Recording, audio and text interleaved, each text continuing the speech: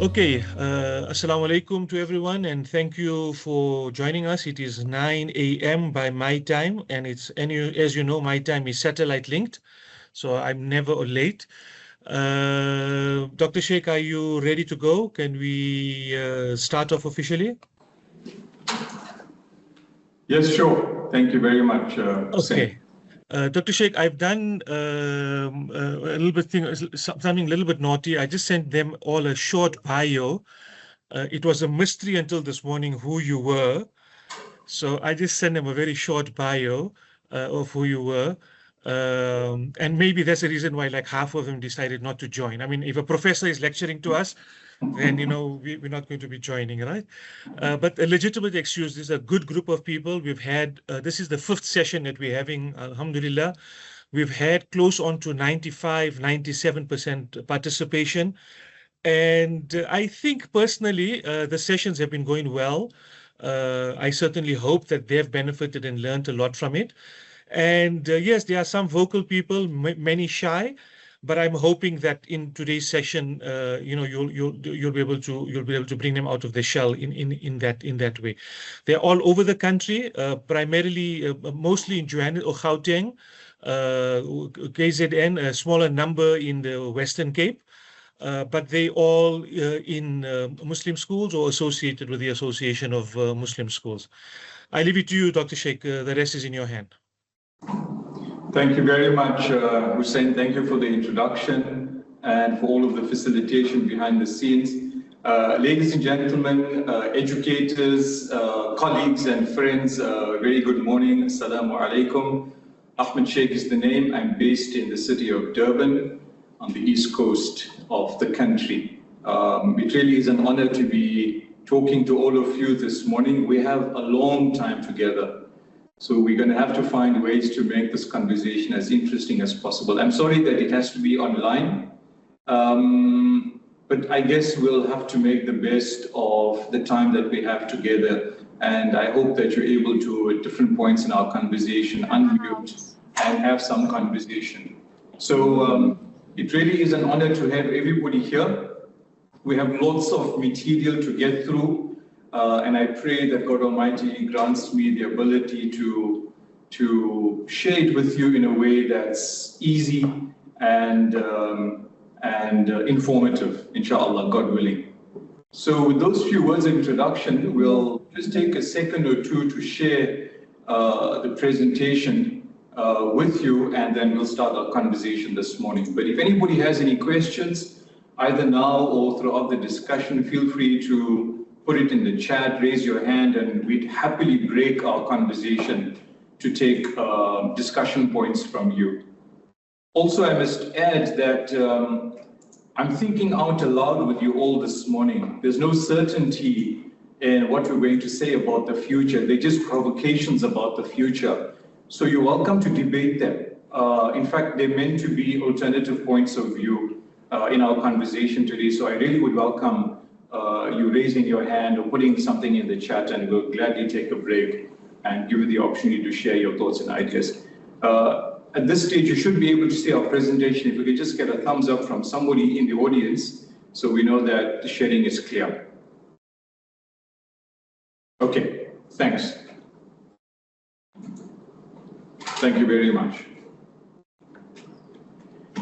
In terms of the conversation we want to have, this is sort of a high-level guide of how we'll be going through our conversation.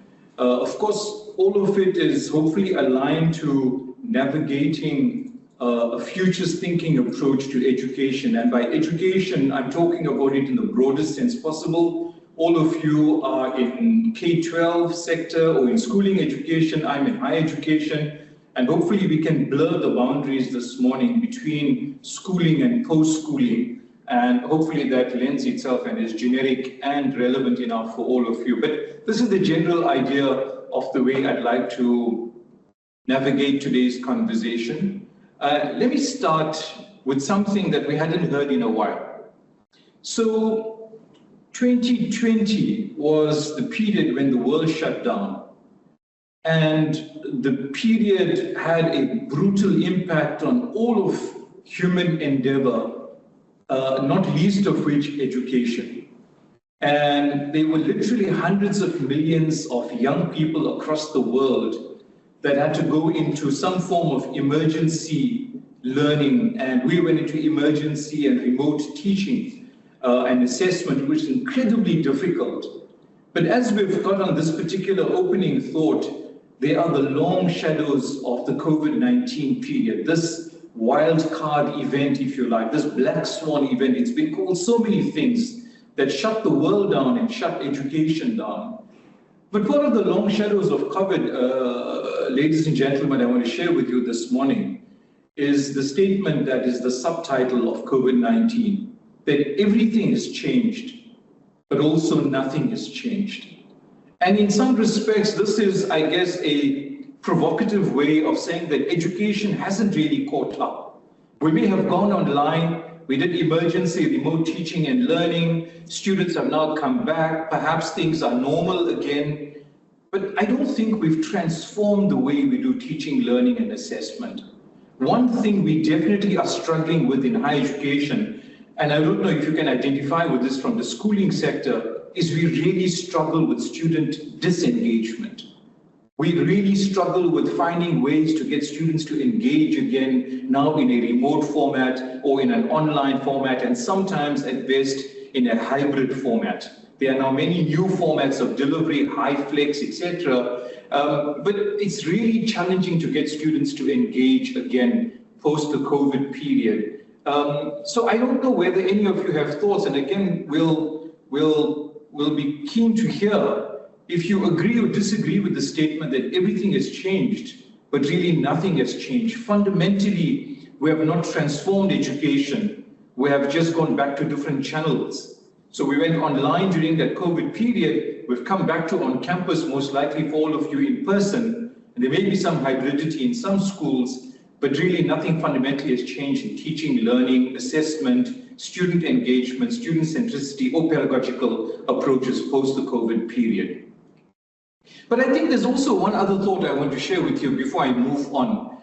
I think if we had to look at this period positively, what all of us globally had to do in education in that COVID-19 emergency of 2020 and parts of 2021, you can call that a design sprint. In design thinking, we have a phenomenon called the design sprint, where you go into some critical imagination phase, where you think of lots of possibilities. In design thinking language, that's called flaring. And so all institutions thought very creatively about how to have continuity in education without the disruption of shutting down schools and going off campus. And that design sprint period we had was useful for us. We thought of new ways of doing things that were done for a long time. Perhaps that kind of design sprint we need again to transform education more meaningfully and fundamentally post the COVID-19, but God willing, without the emergency of a pandemic or any other kind of socio-political crisis globally. So, ladies and gentlemen, the opening thought, 5 years ago, we had this difficulty, the world went into shutdown, we had this massive black swan event, and the criticism against education is that everything has changed after COVID, but really nothing has changed in education, and we haven't fundamentally transformed the way we do teaching, learning, and assessment. I'll move on to my second set of opening thoughts. And in many respects, I brought my concluding slide up front. If any of you want to, and forgive the expression, want to know what the end of the movie looks like, then this is the kind of the end of the movie in terms of navigating the future of education. And I'm putting it down simply as the superordinate goals of education, from where we are at present for where we want to head in the future with education. And there are three key elements. Institutions are obliged to prioritize future skills. Institutions are obliged to promote the development of agency, student agency, learner agency. And institutions are obliged to prepare learners for the challenges of the future. And it is in that context, that superordinate set of goals of education from where we are at present, if we had to look into the fog of the horizon of education in the coming periods or years, I would then close this thought by saying, therefore, that the idea of a fixed curriculum, which is then transmitted to the student, is an idea of the past. It belongs to an old world. It's not just the pre-COVID world. It was already outdated pre-COVID, and COVID just made things more amplified. But we are certainly needing to move away from the rigidity, the inflexibility of a fixed curriculum that was written at some point in time and then is transmitted with minor tweaks on a regular basis to the learner. And the reason to move away from the fixed curriculum is that it doesn't lend itself to the 3 bullets that appear in the middle of the slide. We're probably not going to be able to prioritize those future skills or promote the development of learner agency or prepare learners for the challenges of the future. So that's really my concluding slide that I want to share with you up front. There's one other thought as we sort of find a way to get into the core of our presentation. And I'll give you a few seconds to look through the text of this slide.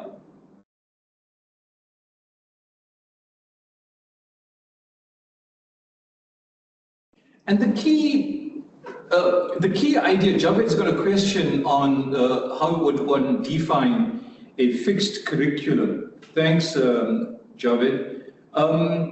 I think there are many ways, and I'm glad you've raised the question. What do we mean? So let's go one slide up.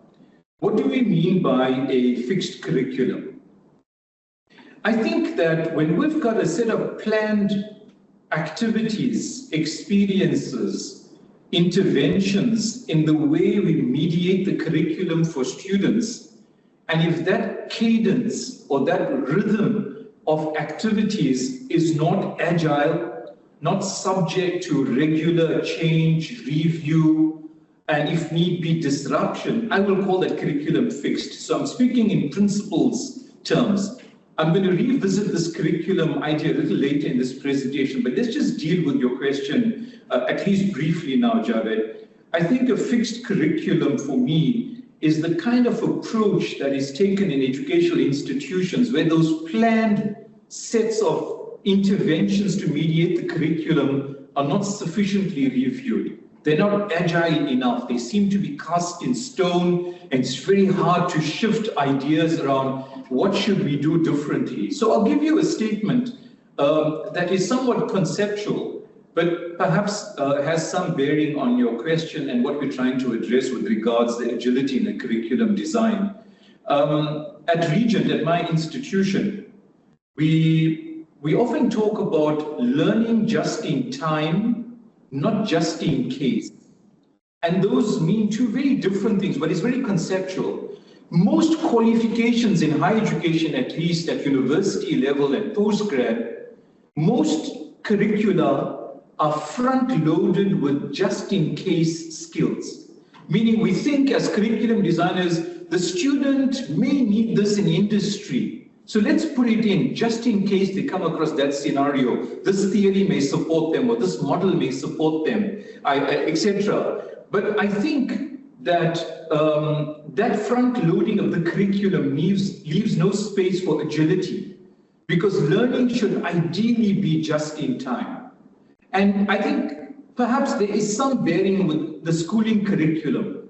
The rate of change with technology and many other things is so quick and rapid that a fixed planned set of curricular activities at the start of an academic year, or that may have been done in a prior academic year, is simply not going to be agile enough to be able to deal with just-in-case learning rather than just-in-time learning.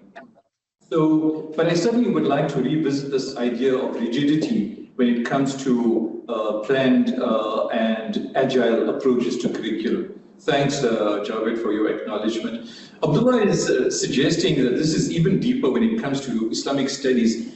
I'm not sure what you mean, Abdullah, if you can either add another comment about what is even deeper when it comes to Islamic studies. Are you saying that curricula are fixed and that's even more so in the case of Islamic studies? Or please just give us another thought about what you mean that it's even deeper when it comes to Islamic studies? Yeah, that's precisely what I'm saying. I mean, for centuries we've been using the same materials. I don't disagree with our concepts in Islamic studies. The concepts are there, obviously, the principles are there. But I think the delivery of the principles and the delivery of the concepts are quite ancient in terms of how fast the Yeah, world is moving. Let's yeah, just take an example of Islamic finance, right? yeah. A couple of years ago, you had just your normal finances that you would see. Today we have NFTs, we have online, we have things like that, and students no longer relate to the ancient way of us presenting it because they don't know what a check is anymore. Sure. They don't know how to cash a check, but they rather doing online purchases and so. So I think it's quite deep also when it comes to Islamic studies and what it means to be in a fixed curriculum. I really appreciate the input, Abdullah. I understand your comment better. And I think you're right. Whilst we don't want to deal with fundamental issues, foundational issues, things that are fixed and immutable, we can certainly deal with pedagogical approaches. And the fact that there are new things emerging all of the time. For example, I had somebody in my family who visited Malaysia recently in the last couple of weeks, and they visited a very interesting museum in KL where they use virtual reality to explain key concepts in the seerah, the biography of the Prophet ﷺ. For example, the journey of Isra wal Mi'raj, there was a very interesting VR asset. You put on a headset and you try and understand this cosmic journey of the Prophet ﷺ during the occasion of Isra wal Mi'raj. Or you try to understand Hajj and the manasik or the rites of Hajj using virtual reality, augmented reality. So I think pedagogical approaches can change, and that needs to be constantly reviewed. So whilst the material and the content may remain largely constant, I think approaches to dealing with subject matter can change very quickly, and technology is making that very possible and very interesting. And I must just close by saying, Abdullah, that immersive learning, simulations-based learning, service learning, and taking the students out of the fixtures of a classroom setting, perhaps that is central to mediating the curriculum, whilst the content may remain largely the same. But thanks very much for your input, and I appreciate that kind of conversation. I'll move on to this comment we were trying to make earlier about some foundational issues in education. We're just trying to introduce ourselves to the future of education, but these are preliminary thoughts I want to share with you. So as we say on this slide over here, learning is no longer about being taught. That's a very traditional view. But learning is to move from pedagogy, let's call that tutor-led teaching, to heutagogy, a term that you all are probably familiar with, where it is self-directed learning and the learner takes responsibility and stewardship over their learning journey. Now, I know that sounds radical if one looks at teaching and learning in a traditional way, but heutagogy is definitely increasingly becoming the challenge for all educational institutions rather than pedagogy. How can we put the student at the center of the learning experience?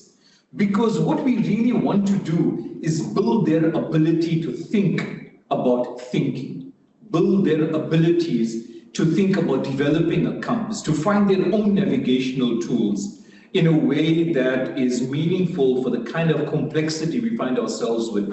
There are many expressions now, and they're all reduced to acronyms. VUCA is an acronym you would have probably heard many times, and it's old and very cliched. It's at least 20 years old. It came out of the military, but I think there is a general relevance to all facets of human endeavor. VUCA, V-U-C-A, volatility, uncertainty, complexity, ambiguity. There are many such acronyms that try to describe the scrambled world we find ourselves in. There's another term called BANI, B-A-N-I, and I've recently come across another word being used, polycrises, complex issues that are happening all at the same time. So poly means many, crises, obviously the plural of crisis, right? I've come across another word recently as well, metarruptions, meaning large disruptions. This has never happened at this rate in human history. So in that kind of complex and ambiguous world, a fixed curriculum and fixed ways of passing on information to students will probably be a blunt tool for them as they try to navigate this kind of complexity. And so the thought I want to close with on this particular slide, as I've got at the bottom in italics font, is our capacity to navigate ambiguity in a moment of crisis is perhaps one of the most important skills that our students must have. I guess for that matter, we must have too. How do you deal with incomplete information? How do you deal when there's fog in the environment? How do you deal with uncertainty and you still have to make a decision? How do you deal with a very fluid and flux social-political world and you have to make decisions that are morally sound, ethically responsible, and it's good for society and for you as an individual? So how do we build that kind of student agency so that they can develop their own tools? And this is perhaps one of the most difficult things in education, is to teach how to navigate ambiguity. But I feel that our curricula and our institutional settings don't lend themselves to building discernment for students who find themselves in an uncertain future. So that's another thought that I want to leave with you as we try to get into the meat of the matter today.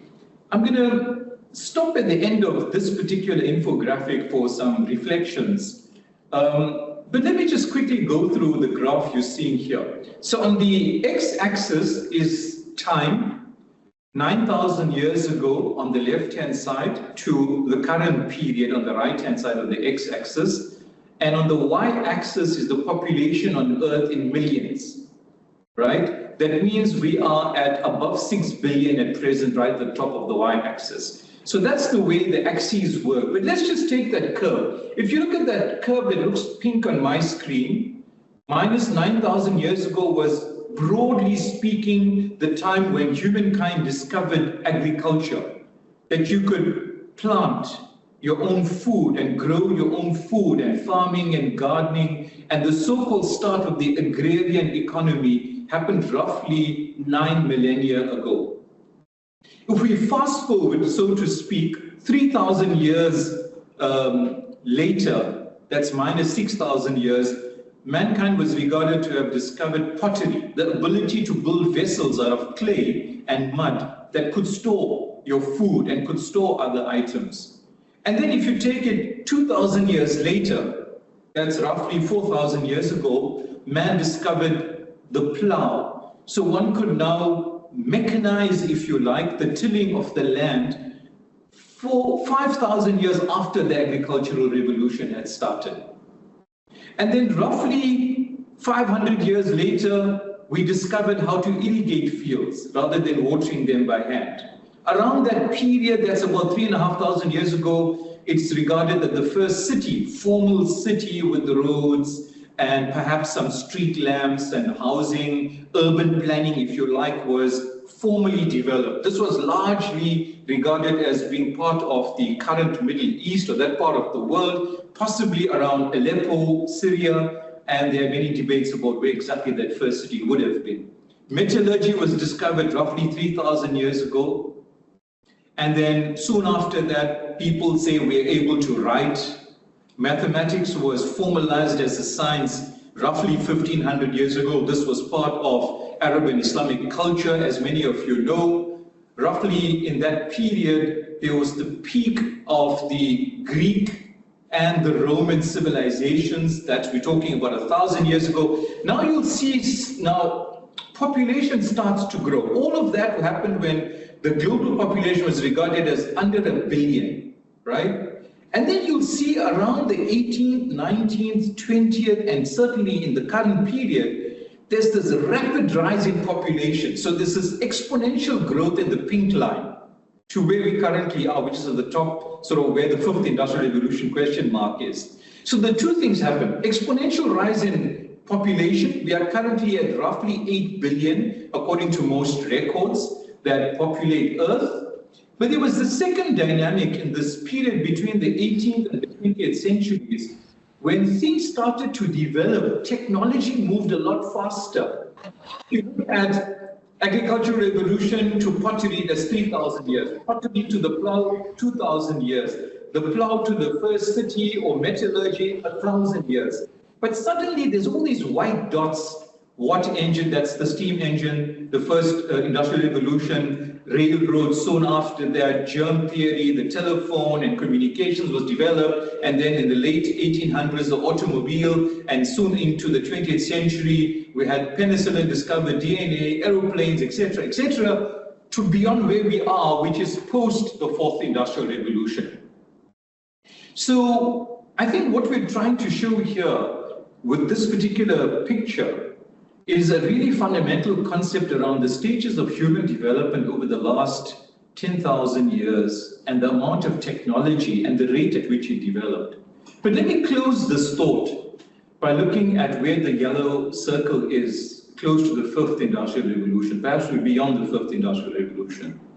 Things are happening at such a rate that is completely different to the last 10,000 years, to the extent that there's an author called Roger Spitz, S-P-I-T-Z. Roger Spitz has written a recent work a few years ago, I think, may have been 2024, I'm sorry, who's written about the future has collapsed into the present. The future has collapsed into the present. And Roger Spitz in particular talks about meta-ruptions. There'll be series of simultaneous disruptions in human endeavor, largely driven by disruptive technologies that will fundamentally reshape how we think, learn, work, play, and organize ourselves as societies. And that kind of future collapsing into the present, at the nexus of that dynamic is where education sits. Because in many respects, we're dealing with the young minds. And we're dealing with how we're going to future-proof them, so to speak. That expression gets overused. How do we future-proof people when there's this level of disruption? My final thought, ladies and gentlemen and friends, on this slide is also a thought by Roger Spitz, and people like him, who are saying that the last 10,000 years of human development will probably now happen in the next few decades, or a lot faster. Meaning all of what humanity has done over 10 millennia, we will probably achieve, if God wills, over the next few decades. So this century will probably beat the last 10,000 years in terms of technological development, potentially societal development. So I'm going to take a break from this thought for a moment. I'll leave this slide up and let's just see if there's any reflections for some of the foundational concepts that I wanted to share with you before we get into futures thinking proper. So I'll just wait a few seconds. Mohammed Saleh has put up a bit of a definition for us on the chat. Fixed curriculum means a structured, predetermined course of study with set content, objectives, and assessment, often dictated by authorities, offering little flexibility and focusing on standard knowledge delivery. Thanks, Mohammed. I think that talks to the point we were trying to make earlier. Now, the challenge we have is, can we disrupt that definition where curriculum becomes a live, agile, living ecosystem of interventions that we can make in a student's life, in a learner's life, that is more just in time rather than just in case. Thanks very much for that definition. Everybody comfortable so far? A thumbs up? Yes? Okay, good. Thank you very much. Thanks, everybody. So this is the kind of thought I was sharing with you. The future's collapsed into the present. There'll be all of these disruptions that will not arrive announced. They'll arrive abruptly. And all of the planning that we do at our institutions, colleagues and friends, all those linear forecasts, all those incremental plans, all the things that we call baseline sort of levels from which we plan, that will simply not work anymore.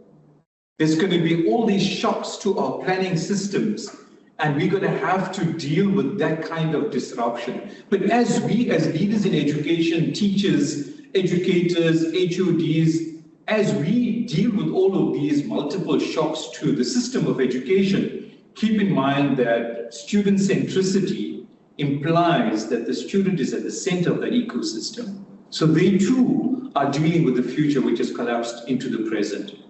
And then how do we mediate the curriculum for them in a way that's meaningful, forward-looking, future-proofing, and at the same time passing on what I earlier talked about in terms of learner agency. I'm just going to take a moment to look at the comment in the chat by Abdullah. Life once moved at the pace of seasons, now it moves at the pace of notifications. We gained efficiency but lost depth, and we became informed but less reflective. Yeah, very interesting and very thoughtful, Abdullah. Thank you for sharing. I think that the graph that we tried to show here is at the meta-analysis level. And at the meta-analysis level of where humanity is coming from and what we've done, that is probably at the micro level now. And as you indicated in your comment, that's probably what's happening at a personal level, become incredibly impatient. I don't know how many of you are as old as I am, but I know what dial-up internet used to be like. And you know, you sort of log in with some passwords and the thing beeps and buzzes, and you like hope and pray that you finally connect to the internet. We now have connections at 100 gigabits per second. 100 gigabits per second. In fact, let's be a bit more radical about the rate and the pace at which things are moving. There's a very interesting set of scientists who believe that you'll be able to connect the human brain, you'll be able to connect your thought processes to the global thought processes of humanity, meaning you can have a thought and you can, in real time, in an infinitesimally small amount of time, to use a term from calculus, you'll be able to get the feelings and thoughts of, say, 3 to 4 billion people. So if there are roughly 8 billion people, and if half of humanity at least is connected to the internet or some form of social media or the cloud, you should be able to load your brain, meaning your thoughts, into the cloud, and you can get 4 billion people respond to an idea in an instant. Now, if that's the rate of connection and connectivity, for sure, the future has collapsed into the present. Javed, you seem to know your mathematical terms. Thanks, Javed. So I think we're really in a very interesting, so the personal level, the comment that Abdullah was making earlier about how we have so much of connectivity, but we've lost meaning in things, that is just going to rapidly race up. In fact, there's a term, I may have, yeah, there's it here. So those of you who teach physics, you'll know the term jerk. Jerk is not like a derogatory term for a crazy guy. Jerk is the term, as many of you will know in physics, when acceleration accelerates. Acceleration accelerates. We are certainly in an era, if the future has collapsed into the present, then acceleration itself is accelerating. So we're living in that kind of age where there's this acceleration of acceleration across all facets of human endeavor. And unfortunately for us, the criticism is education is the slowest institution. Yet education ought to be at the center of acceleration, preparing students to race ahead with this phenomenon called jerk.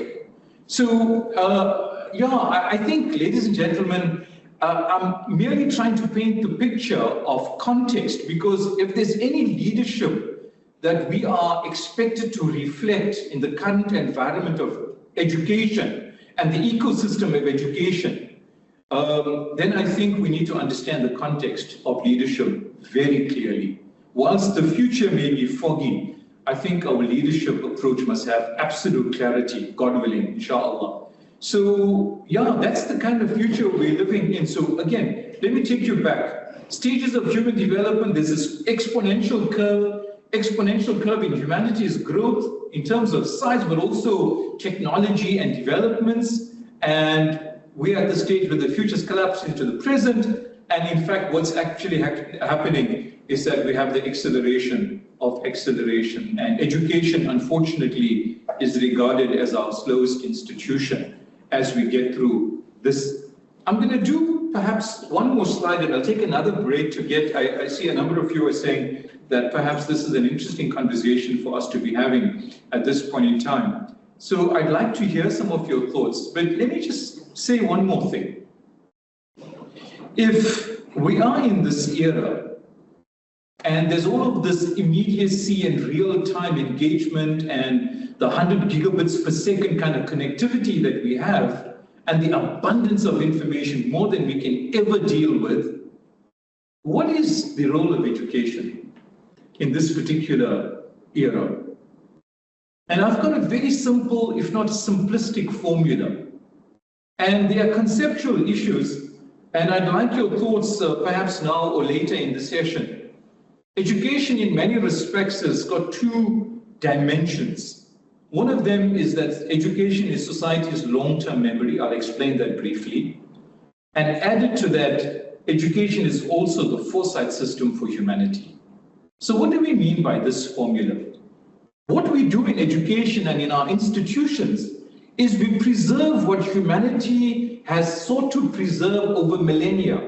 Since the career of man started on earth with Adam, peace be upon him, the first man, Hawa or Eve, the first couple, their children and their children's children, all of the progeny. So for the last X number of millennia, society has learned and gathered information and morals and values, and revelation came through various messengers and prophets, etc. And so what education does, it preserves all of this long-term memory so that we can continue to share these foundational values of civilization to the next generation and to the next generation. So that's what education does. You are the repository. We are that bank. We are the memory bank, the data bank. We are the repository of information because we are part of society's long-term memory. But our role doesn't end there, colleagues and friends. Our role is to add to that dimension, the foresight.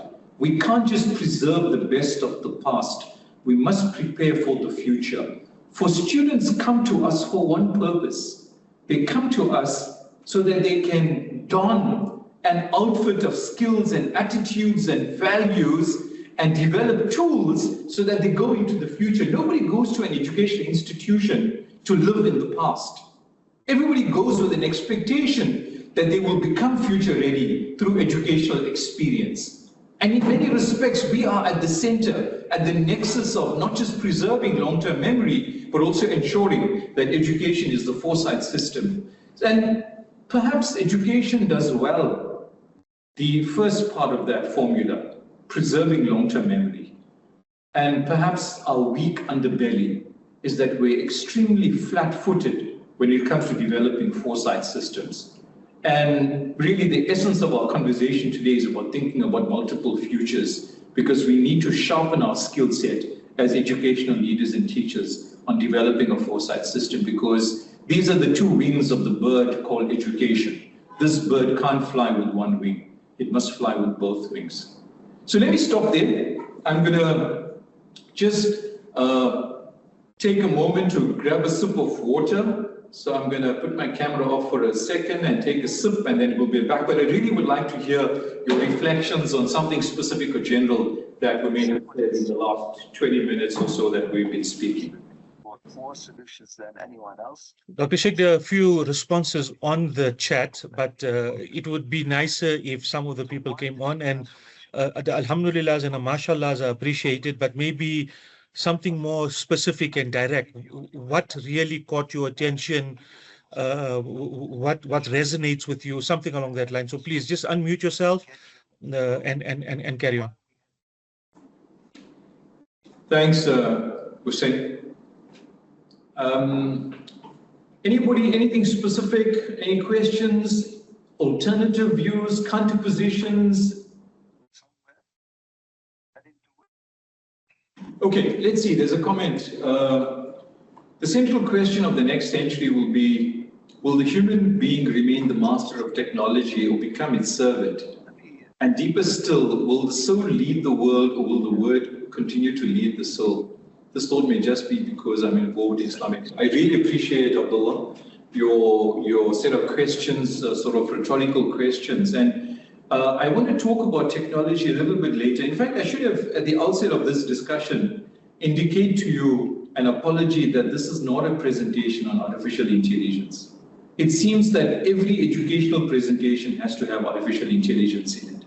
But this is about human intelligence. And I've deliberately chosen not to premise my conversation with artificial intelligence. But it would be remiss if we didn't get into technology. So I think AI appears once in all of my slides. We have about 500 slides here today, it feels like, and AI appears once. But I think you asked some interesting questions. And at one point in this presentation, inshallah, Abdullah, we're going to get into what is the epistemic diversity. I know that's a technical term, but we'll unpack it. What is the epistemic diversity in our current era that will follow us into the future in how we mediate the curriculum for students using human intelligence, artificial intelligence, and how do we nuance all of the other sources of information? Because there are many more ways of knowing than there were 100 years ago. And if this rate increases, there'll be many more ways of knowing. That's the epistemic part of this diversity I'm talking about, because there'll be many channels of information. School will be but a channel. Social media is a channel. YouTube is a channel. The World Wide Web is a channel. Artificial intelligence is a channel. And now artificial intelligence has multiple tools, literally countless tools developing at the rate like every couple of minutes virtually. So there'll be many more ways of knowing. That is the Greek term episteme. So if there's going to be more diversity, where exactly does human intelligence fit in versus artificial intelligence versus machine intelligence? How do we preserve human intelligence in an era of intelligent machines? And how do we deal with morality, issues of the nafs, issues of aql, issues of the heart? The word in the Quran is not just qalb, which is known as the seat of understanding, but fu'ad, which is a more nuanced term in how man understands. So how do we have room for all of this kind of conversation? And I think you're particularly right when it comes to the area of Islamic studies. There are many deep, tough questions that we would need answered, Abdullah. So I hope we can continue engaging with the questions that you have raised with us in your chat. Nabila has also made a comment. How should we as educators sharpen our skill set to keep up with the rapid advancement of technology, and specifically technology within education? Absolutely, Nabila. In fact, in this presentation, in a few places that we need to get to, inshallah, shortly, we talk about the half-life of skills. And it's a term borrowed from healthcare. The half-life of a tablet is the amount of time it takes for that tablet to lose half of its efficacy, right? Now that term is being used generically in education. We call it the half-life of skills is becoming shorter and shorter. So if you learned a skill, let's say 20 years ago, that skill would have been relevant for 10 years. But the half-life of skills in the current era, the most generous view is that it will last 2 years. And depending on the kind of knowledge or skill you're learning, in technology, the half-life of skills may be 6 months, could be as short as 3 months. So reskilling, right skilling, upskilling, all of these skilling emergencies have become central, and certainly as educators, we are as vulnerable, if not more vulnerable, than all knowledge workers across all facets of human endeavor. And therefore, the need for us to constantly be retraining, Nabila, is a big challenge as we think about the future of education. So thanks for your question, and I hope we can get back to some of these comments that I've made verbally now. It appears in some of our slides. Thanks. Okay, so perhaps we can continue. Again, one more time, if anybody wants to unmute and say something, we really would like to hear a voice. Even if you interrupt midpoint, rather we hear a voice. So feel free to do so now or throughout the rest of this conversation. If everybody's comfortable, we'll continue. Okay. There are 3 elements as we continue to make our way to futures thinking. That's the first segment in our presentation this morning that I want to talk about. And these are large we're calling them civilizational shifts, right? So this is meta-analysis. This is at the macro level of how society is moving, and we've picked up just 3 civilizational shifts. One at the cognitive level, the other at the demographic level or social level, and the elephant in the room, if you like, is at the technological level. So I'm going to quickly go through some examples of these civilizational shifts, but I see that Abdullah has another comment here, so let me just quickly get through that. The other difficulty we face is in trying to modernize, in inverted commas, modernize Islamic studies.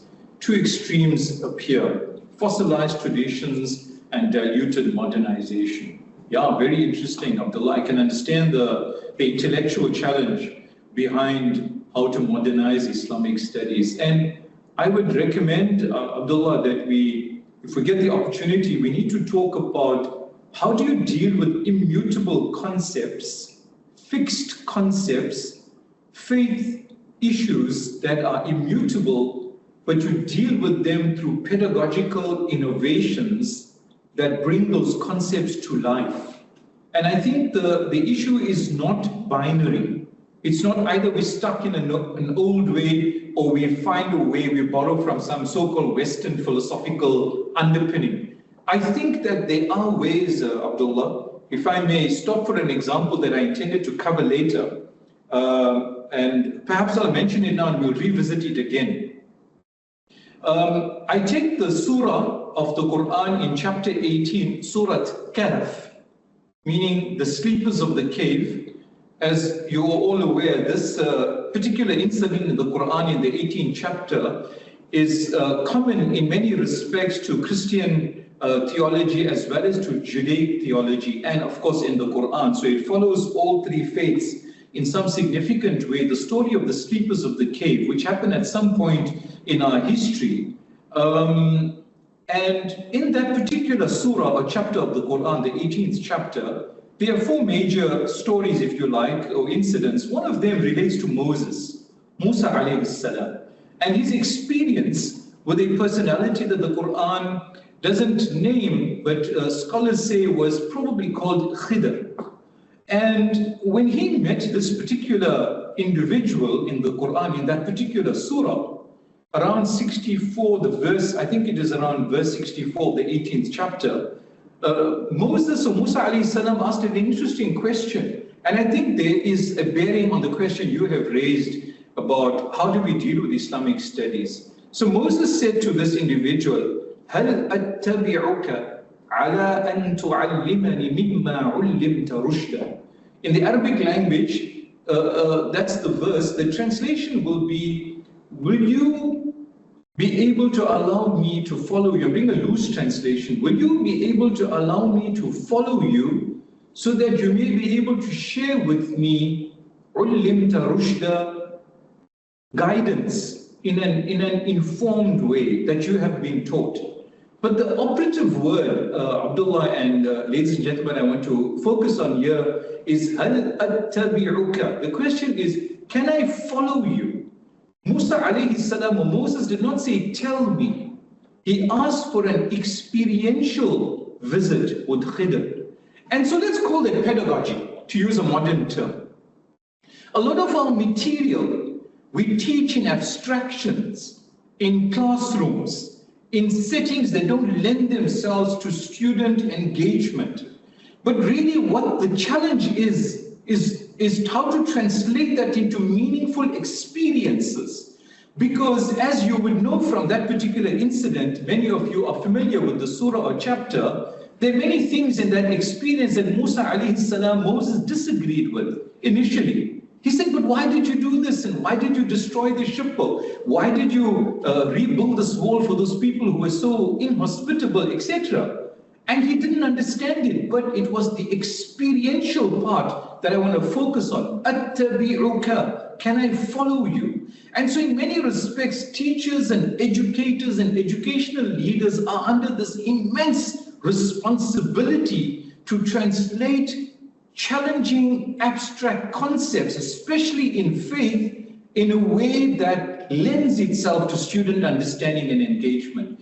So from the Quran itself, we can get this pedagogical approach that experiential learning, immersive learning, simulations-based learning, real-world learning that has high fidelity, that perhaps is a meaningful way, Abdullah and colleagues, to be able to translate challenging concepts. So it's not either the old-fashioned way or a Western way. In fact, in many respects, in this regard, the example I've given is the Quranic way, which is a timeless way for us to think about pedagogical approaches. Okay, there's a couple of comments quickly there. Function, which is okay. Guys, I'm extremely vulnerable with you because I keep exec in both German and the Netherlands, and I know the context differs and there are many challenges and many talking on more or less on a board level, a high level. We're struggling with your sound. I'm not sure if we can, Hussein, if you're still involved, I can't see this. Well, brother, can I just ask you to back up a bit? We haven't been able to get most of what you've said. It's come through very broken. Can we try again? Worst case, they can type it, worst case. Yeah, so we struggled with the sound there, so I'm really sorry about that. We'd like to hear you, but if you want to put something into the chat and perhaps try one more time with your message. Okay, well, maybe we'll look forward to it in the chat, but there's been a few comments now. Real-life authentic learning experiences by Fatima must be pursued to ensure the curriculum remains relevant and meaningful for learners. Completely agree.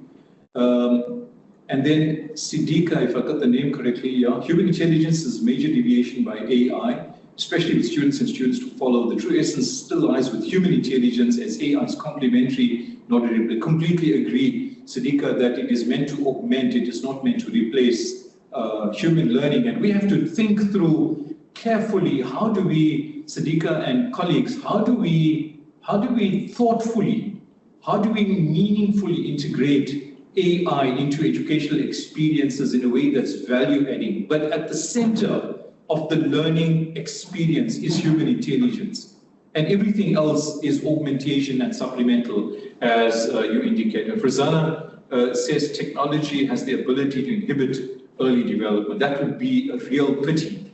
It's meant to enhance, but if it inhibits, then something is wrong with the way we are integrating technology. But technology is not going away. If anything, it will become an overwhelming part of our lives, and I cover that in one of the slides to come. So maybe Frizana will revisit this issue of it inhibiting development as we get into that part of the presentation.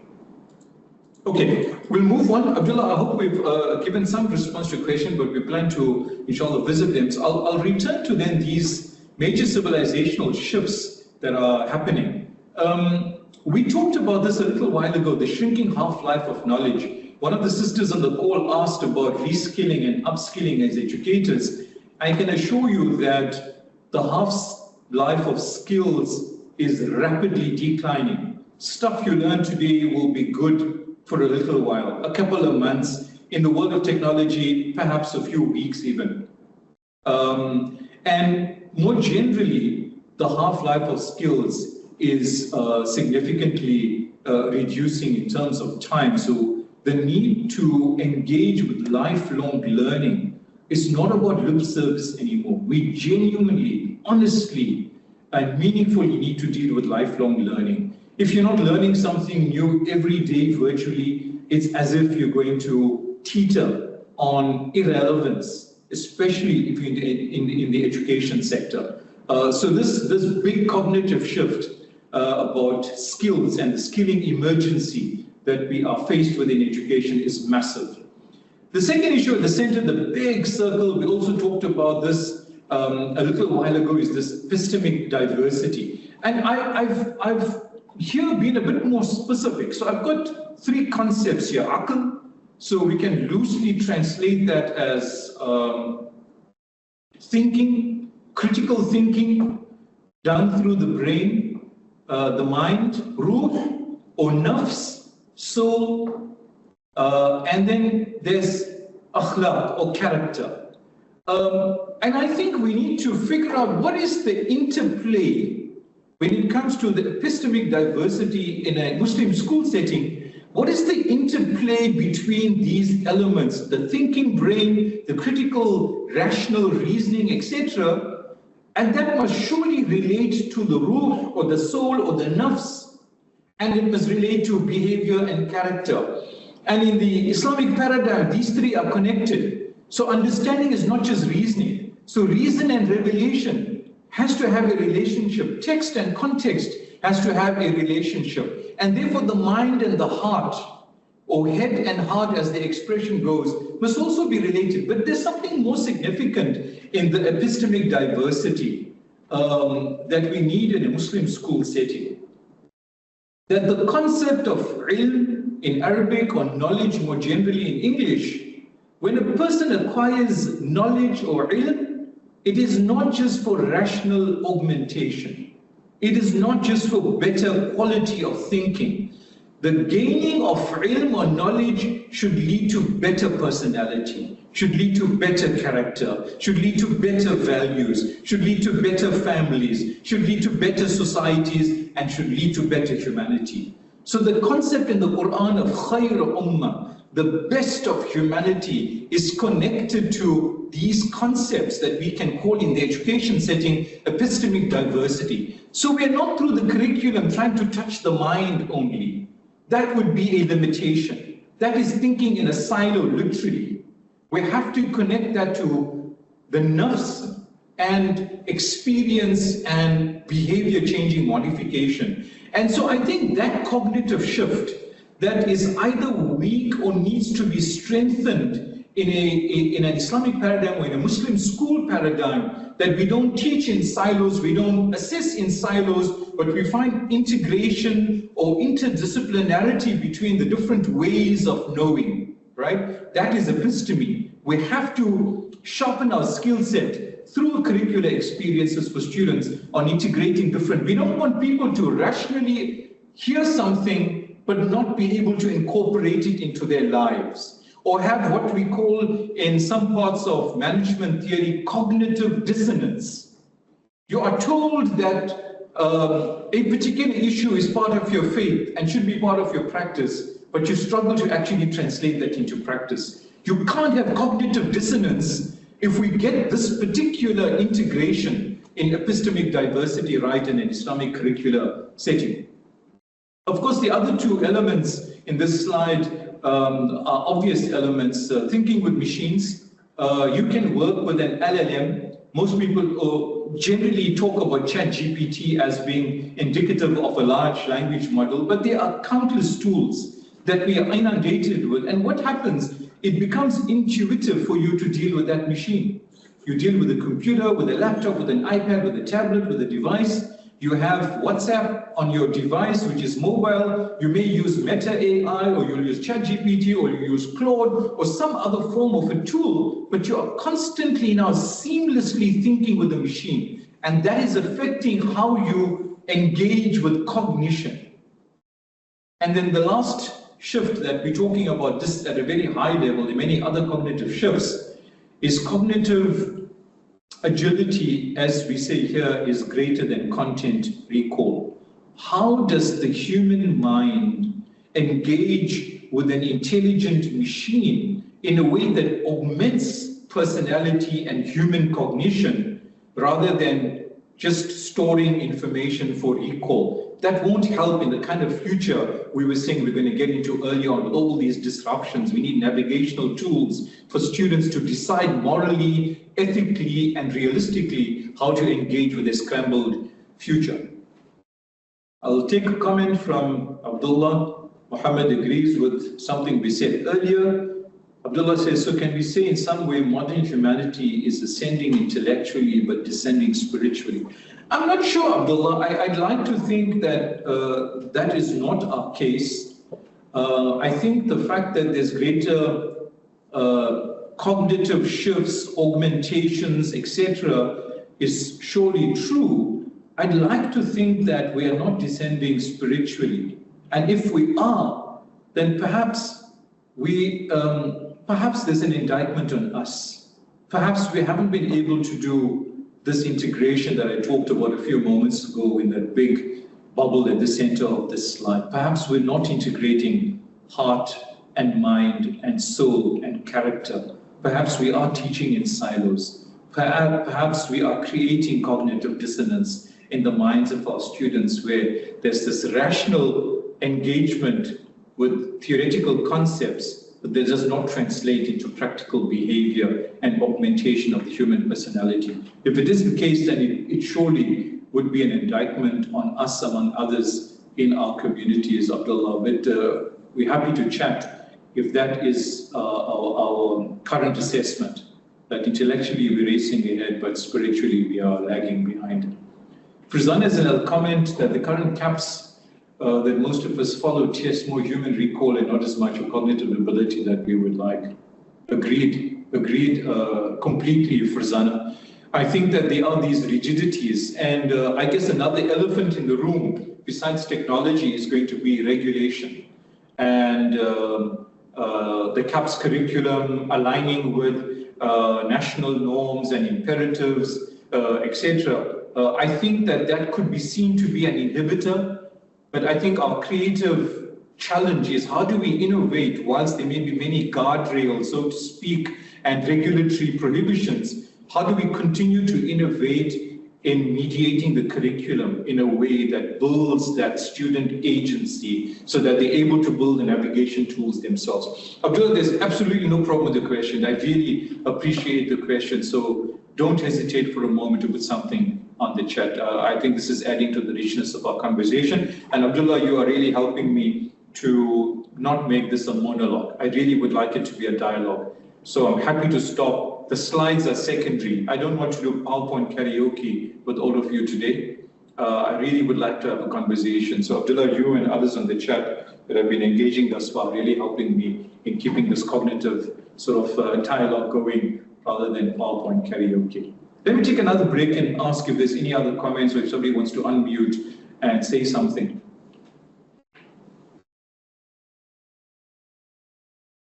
Everybody comfortable?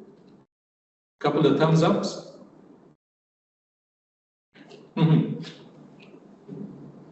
Shukran, thank you.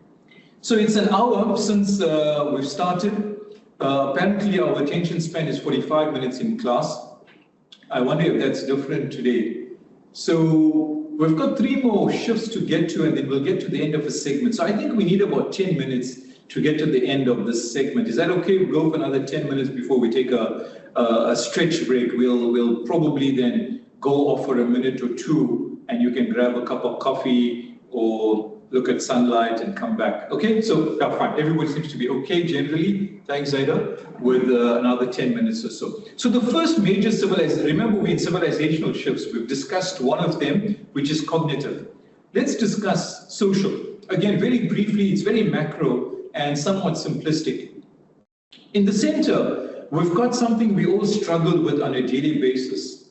If any of you are parents, you'll know this firsthand. The decline of traditional authority.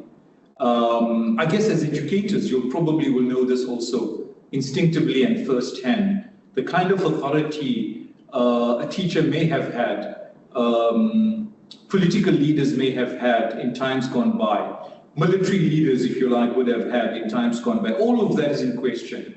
Everything is up for grabs. And so there's the social civilizational shift where very little is traditional in terms of authority and influence. An individual and a student, especially being impressionable humans, are open to so much of stimulation and influence that traditional authority just simply doesn't work. It's completely broken.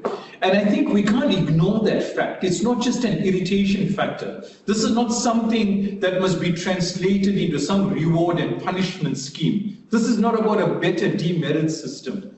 This is about recognizing in our educational settings that traditional authority is in very sharp decline, or whatever is left of it is also in sharp decline. On the right-hand side of that is hybridity between the home and the school. I don't know how much of that is happening in your institutional setting. There's a blur between what happens in school and what happens outside of school from a learning and socialization point of view. But this is a major social shift. And the third one on the left-hand side is issues around identity, digital identity, how people engage on social media, who they belong to, who belongs to them, who they like and who they befriend and who they unfriend and who they not like anymore, and how many hearts appear on a social media post or thumbs up and likes, etc. I'll just stop there for a moment. And I think there was a comment in our chat earlier on about how much of connectivity we have, but very disconnected at the same time. There's a statistic that on social media platforms, there are something like 2 billion, not million, billion with the B. There are 2 billion likes every 24 hours on social media posts, largely through Facebook, but now through other social media. But at the same time, society has never felt this disconnected. So how can we have 2 billion likes daily and still feel disconnected? How can we have so many friends and countless hearts put on posts, but people feel lonely in the world in which we live? So there's a massive social shift around identity, your digital identity, your digital footprint, what you like and don't like and befriend and unfriend, and how that relates to mental health and mental well-being, and how you feel connected or disconnected. So that is also a major social shift. And remember, your students and our students are microcosms of this social shift. They are young human beings, very impressionable, perhaps have a greater propensity to be moved by these shifts than we as adults may be. And we have to take that into account, because then when we engage in the learning, teaching and learning process with them, understand that there are these cognitive and social shifts, and we'll see just now the technological shifts that is affecting especially our students' minds. I'll just stop for a comment by Amina. Also, it is a result of different perspectives through the generations. Everyone sees things from their level of perception. Yeah, agreed, Amina. Certainly the generational gaps seemingly are bigger all of the time.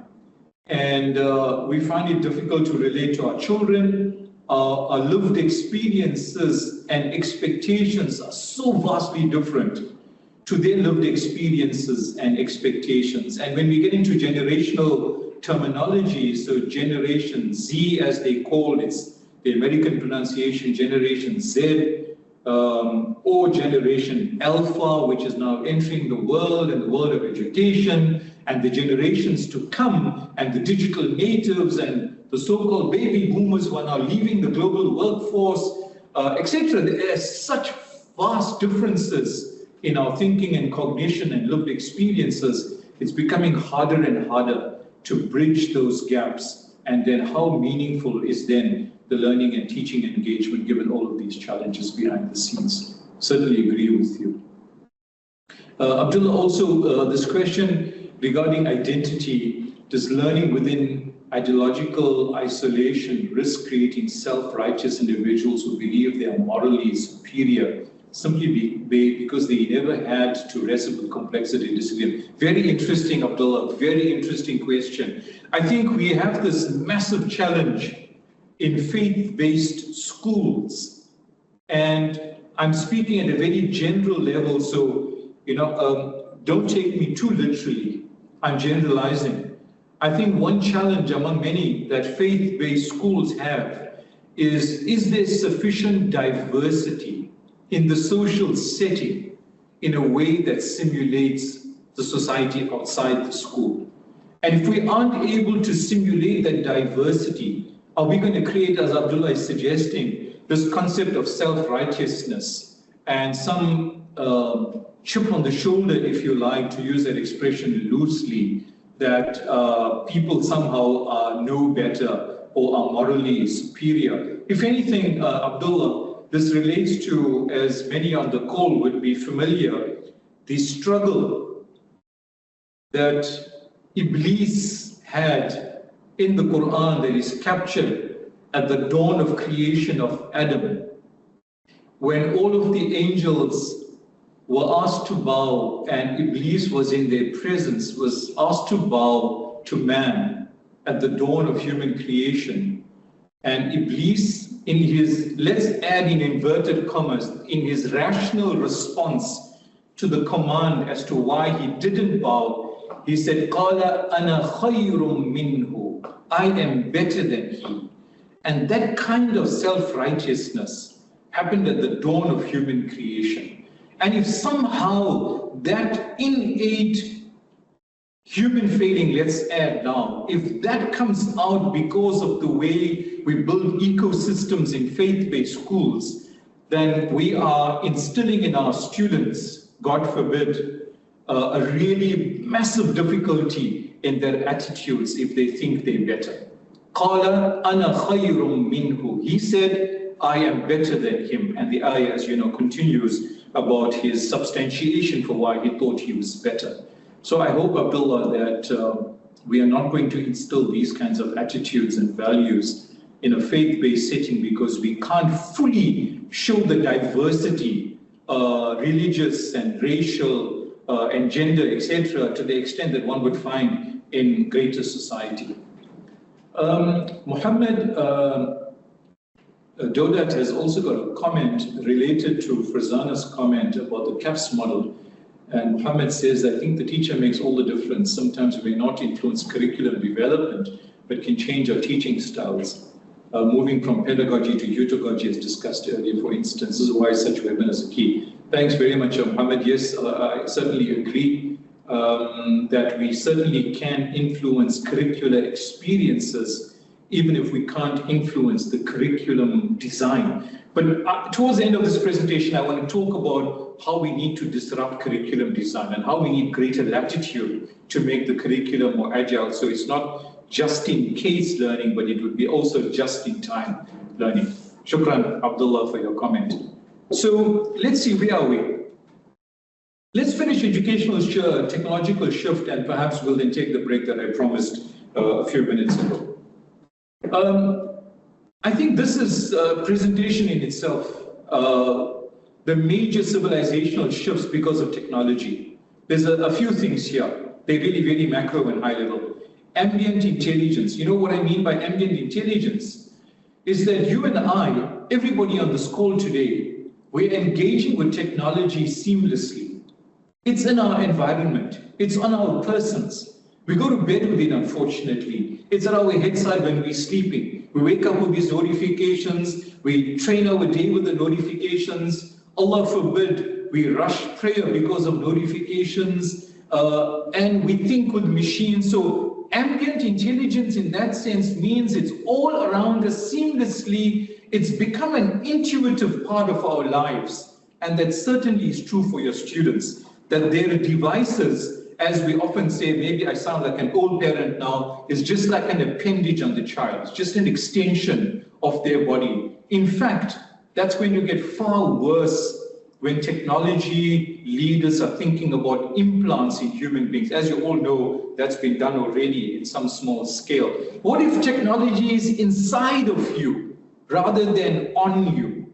And so ambient intelligence becomes a very real, tangible concept. It's not an abstract concept anymore.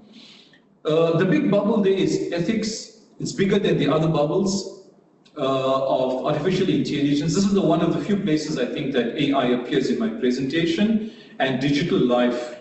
How do we manage the ethics of what is honesty, integrity, independent thought, student thinking versus machine thinking? How do you generate cognitive ability that is ethical and responsible in its use of technology and artificial intelligence in the kind of ambient intelligent world that we live in? But this is a civilizational shift. This is not about LLMs. This is about how we are thinking differently and behaving differently because we've got this ambient intelligence integrated into our lives, and now we have AI. So student independent effort. I mean, at the end of the day, you and I as teachers, one of our key responsibilities is to assess whether learning has taken place. How in the world do we ensure that learning has taken place? That we have not just fed some AI model through the prompts of your assessment questions, and the students got an answer which they copied and pasted into an assessment sheet. So the ethics around AI, preserving human intelligence and what is naturally human, inshallah, we'll visit a little later. The two other concepts on technology, keep in mind these are civilizational shifts, right? Data as a learning mirror. We are now increasingly using data. That's a positive thing largely. To design learning experiences, to figure out learning gaps, to look at students in a particular journey, and we get assessment data, enrollment data, personal biographical data, school data, we've got multiple years of data. All of this becomes a mirror, and we can certainly engage in meaningful redesign of learning experiences using the data. But I must caution, there are limitations to using data as the learning mirror. There's other forms of sense making. That's what I'd like to talk about beyond the data towards the end of this presentation, if we ever get to it, inshallah. The last technological shift is the so-called invisible school. If school is just a proxy for where learning is meant to take place, then there are many invisible schools, because learning takes place outside of a physical school. Learning takes place outside of the classroom. Learning takes place in the corridor, on the sports field, in the coffee shops. Learning takes place on the supper table, in a student's bedroom, when they are traveling. Learning takes place all of the time. So if a place where learning takes place is a school, then there are many invisible schools. So what does that mean for you and I in educational institutions that are physical? We have to recognize the civilizational shift that technology has brought about, where it's created multiple channels of learning. And therefore, all of the pedagogy we use has to be sensitive, and the curriculum has to be sensitive to this kind of phenomenon that is invisible, but actually it's not invisible anymore. There's a comment by Siddiqa, teachers make a difference, but at the same time, technology has made students vulnerable to use their actual thinking and promotes doubtfulness. Therefore, the gap between our teaching and technology has to have some sort of contrast. Very interesting. The vulnerability in our students because of technology, the kind of uncertainty, and how teachers are supposed to be the glue in the machine somehow, but that's becoming increasingly complex. We don't even know the tools that our students are using. In fact, we often find out much later about the tools, and the students get to know it instinctively and intuitively. Shoaiba has made a comment. Due to technology that's available, it also creates dependency to rely on machine outputs and trust issues if learning is taken. Absolutely, and that's the kind of ethical issues that we've been talking about. So certainly that is a challenge for us. Muhammad is also just reiterating, it relates to the invisible school idea that we've been discussing. And Abdullah says, if knowledge no longer requires effort, will wisdom still exist? When environments think for us, what remains uniquely human? That last question, Abdullah, is probably the most elusive one for us to answer. What is uniquely human in an era of very compelling intelligent machines, very compelling intelligent machines? But both your questions are very fundamental, Abdullah, and we hope we can begin to answer some of those questions about what is uniquely human in the era that we find ourselves in. So, ladies and gentlemen, I'm going to take 2 minutes to give you all a break. It's 10:19. Let's return at 10:22. So if you want to grab a cup of coffee, get something to drink, take a stretch break, roll your shoulders, take a deep breath, look outside, and inshallah we'll regather and get together again at 10:22-ish or so. We'll stop sharing and then we'll come back in 2 minutes' time, inshallah. Shukran. So ladies and gentlemen, we're going to try and close. Let me go back and just put this in context. We're talking about civilizational shifts, 3 in particular. At each of these levels, we gave some examples under each of them: cognitive, social, technological. These are all context issues that are all around us, and the educational endeavors have to be cognizant of them.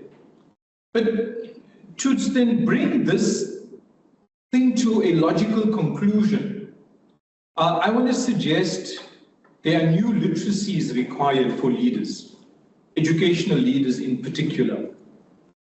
We are in an era where we need to challenge all of the assumptions that sit behind our educational endeavors.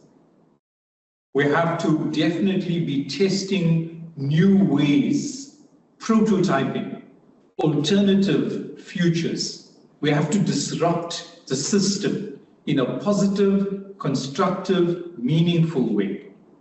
And lastly, we have to work very hard and creatively to have the discipline to align institutional issues and designs with this context and evolving landscape. And we must do that at the national, local, global level as well. So these are just some of the literacies. To reiterate, we have to rethink the assumptions we make behind educational endeavors. We have to challenge and find new ways of academic futures and prototype them, not just think about them theoretically. We have to try things. We have to be experimental in our mindset. That's where the word prototyping comes from.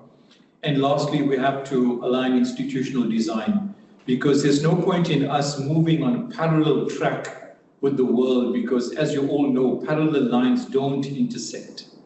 So we need to get institutional design to intersect with the world around it and the evolving world around it.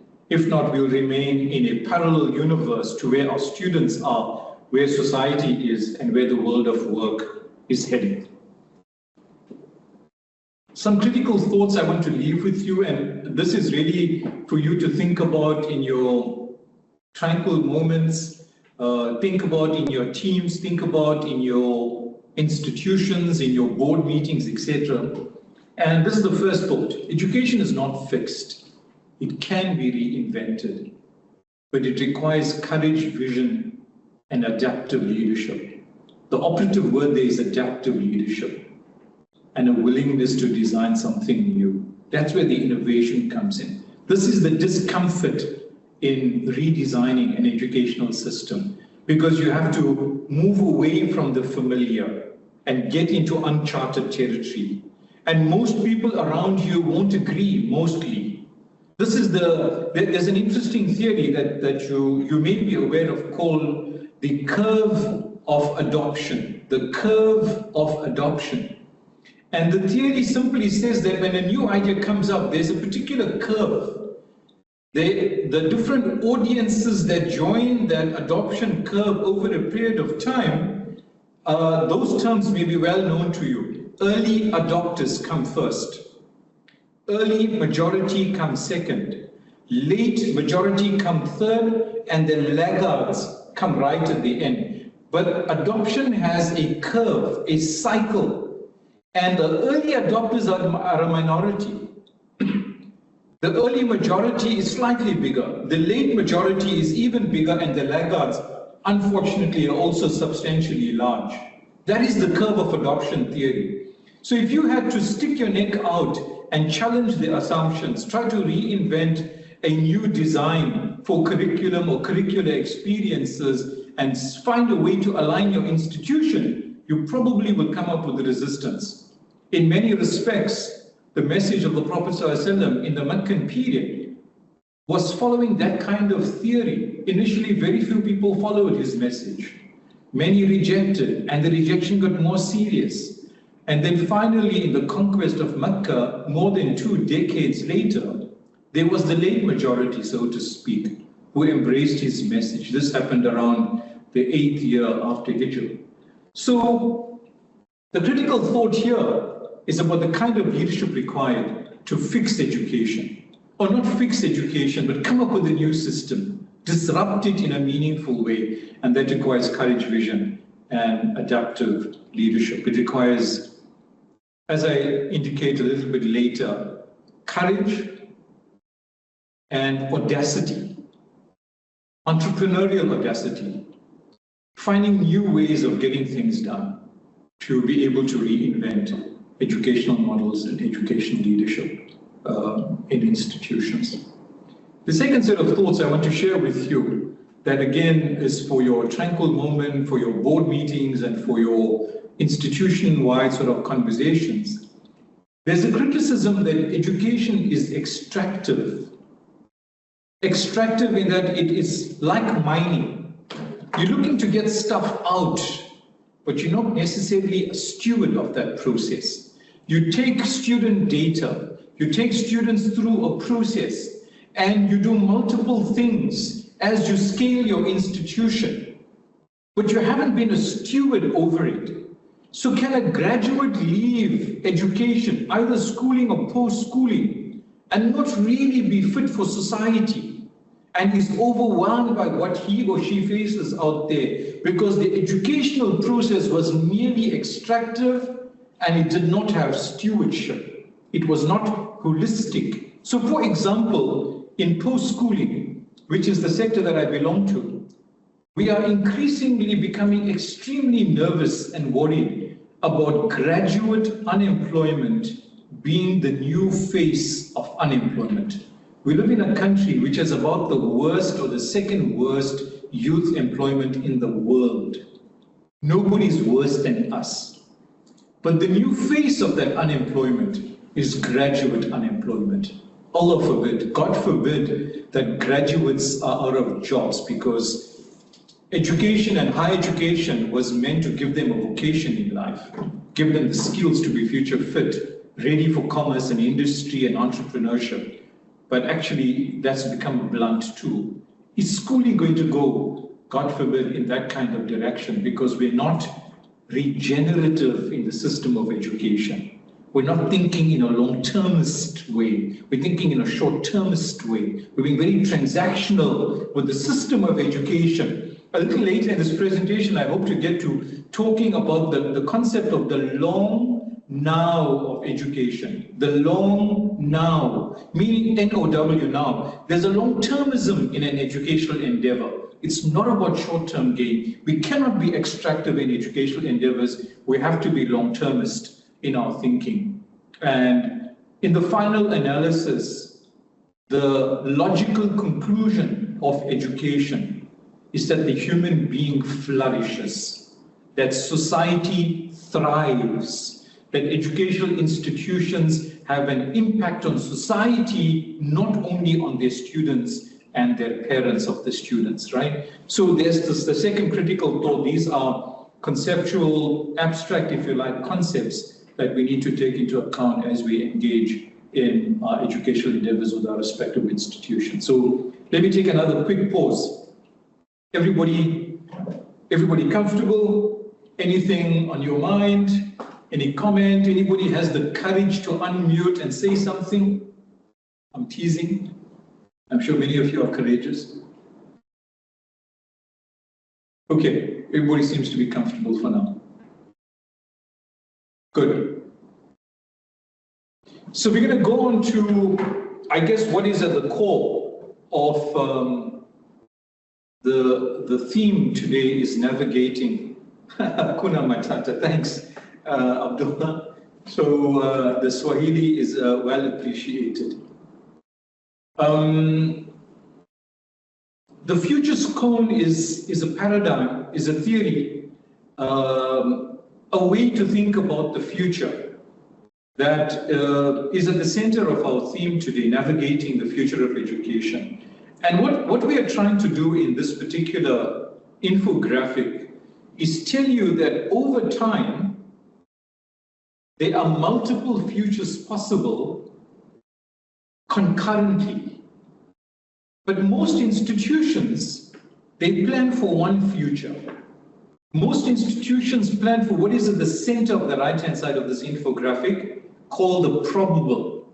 So basically, in simple terms, if you continue doing what you're doing in your educational institution today, you're continuing to teach engage with teaching, learning, and assessment in its current form and format by and large, at some point in the future, you're going to land in that blue bubble, which is called probable future. But if you disrupt the curriculum, you change institutional design, you reskill, right-skill, upskill the workforce in educational institutions, and you rethink the model, you could land up in a preferable future.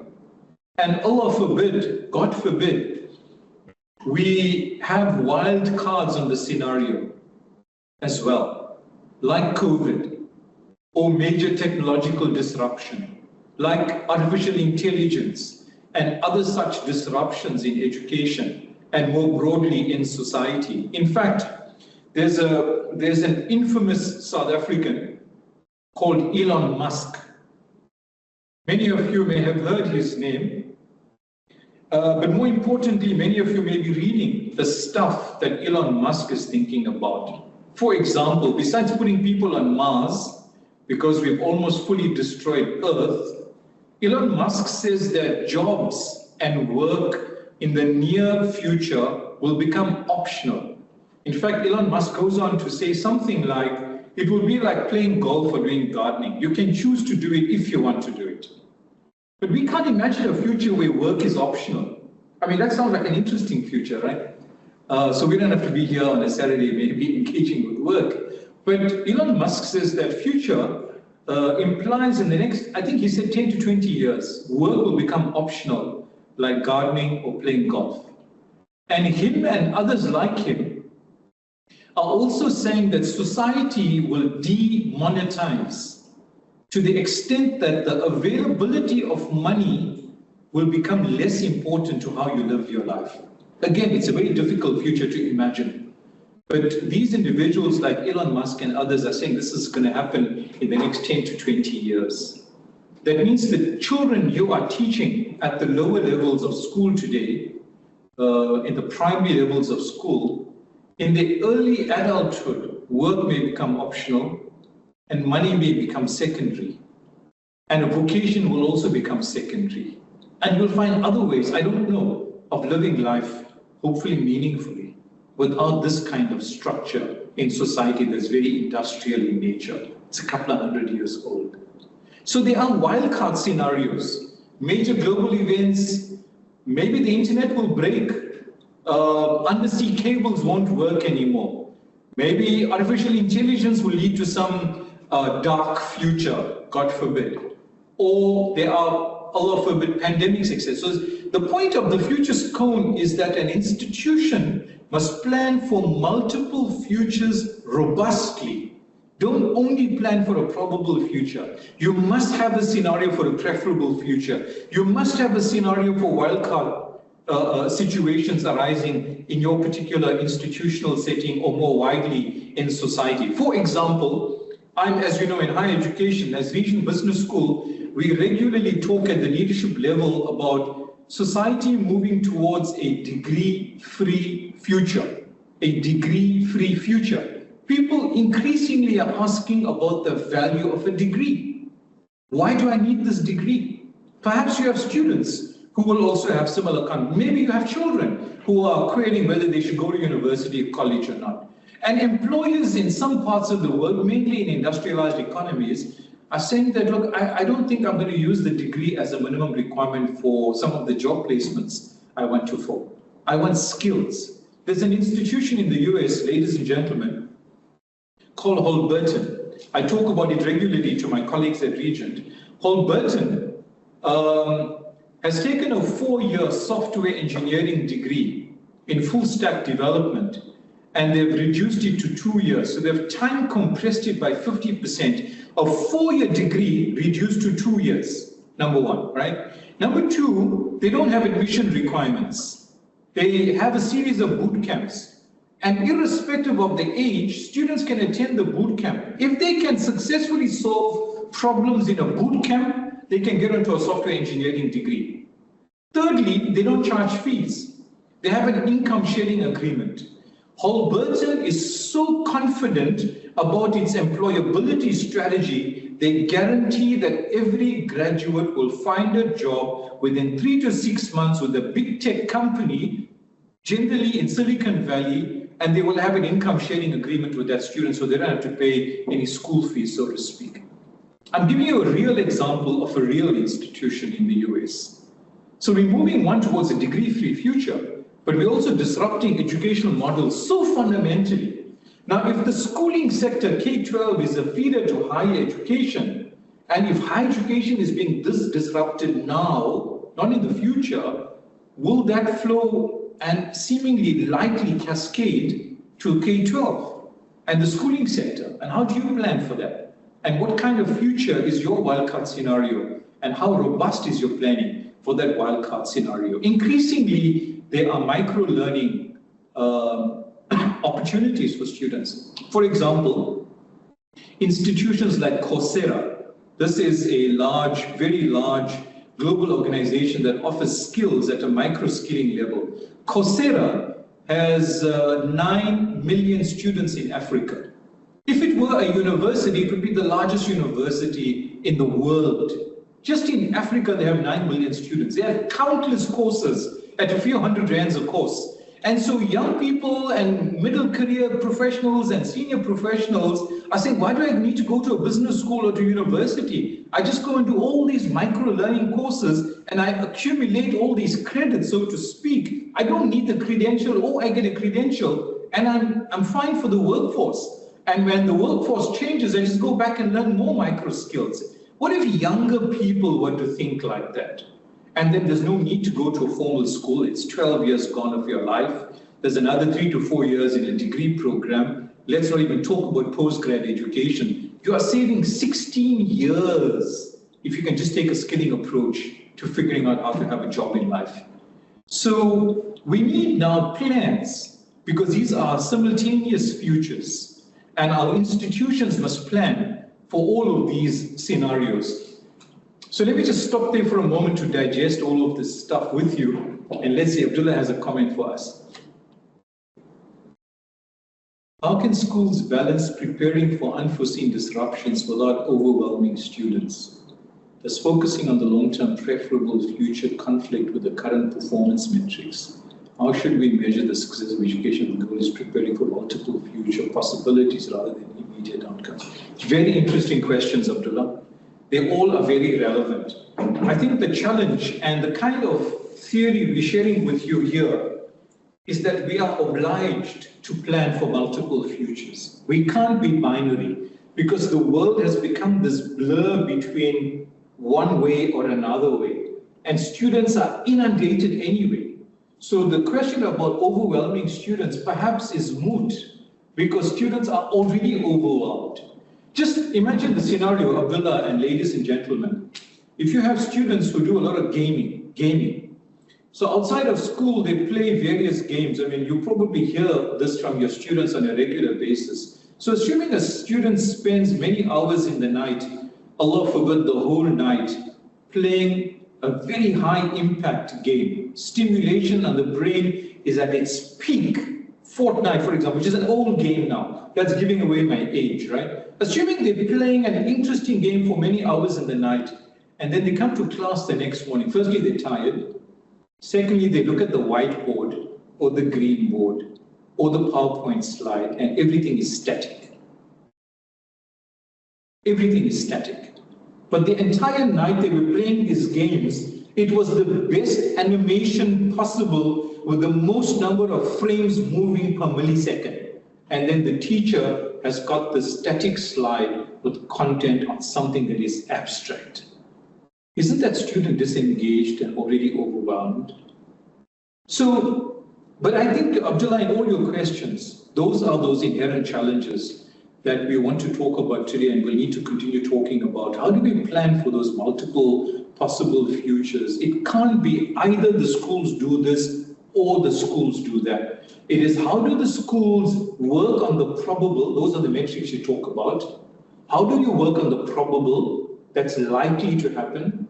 How do you work on the improbable that may happen? How do you work with the preferable that you'd like to happen? And how do you mitigate against the wildcard scenarios that you really don't want to happen but could likely happen?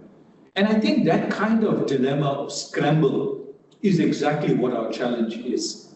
And that's what the futures cone, or the theory around multiple futures, is imposing on us. How do we deal with all of these multiple futures that will happen at the same time? They won't happen sequentially. And how do we prepare as educational leaders and institutions for that? But I'm happy to hear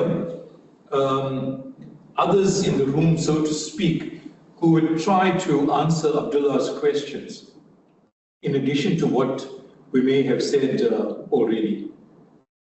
Please feel free, ladies and gentlemen, to unmute and continue. Okay, thanks, Abdullah. So why do we have to have this scenario? Isn't life just simple and simpler if we were on the probable? Why do we need those other dots and bubbles that are all possible at the same time? Because there's a number of things that are happening, and you're probably all aware of this, so this is really maybe stating the obvious, right? All of the planning we do on the metrics that Abdullah referred to, those traditional performance metrics, I think that linear forecasting that we do doesn't work because of the ambiguity we talked about at the start of our presentation, because of the scramble in the current environment, because the future has collapsed into today. And because of that, plus all of the civilizational shifts we talk about, any linear planning that is static and fixed in time is not going to work. So this probable scenario is actually unlikely in some respects because of the scramble in the environment. But the other way to think about multiple futures is also about how do we balance revelation, rational thinking and reason and foresight about the future. Why must there be a long-termism? Because I think at the basis of the Islamic paradigm, the Quranic paradigm, the Ummah's paradigm, in a faith-based school like in Muslim schools, there is a long-termism.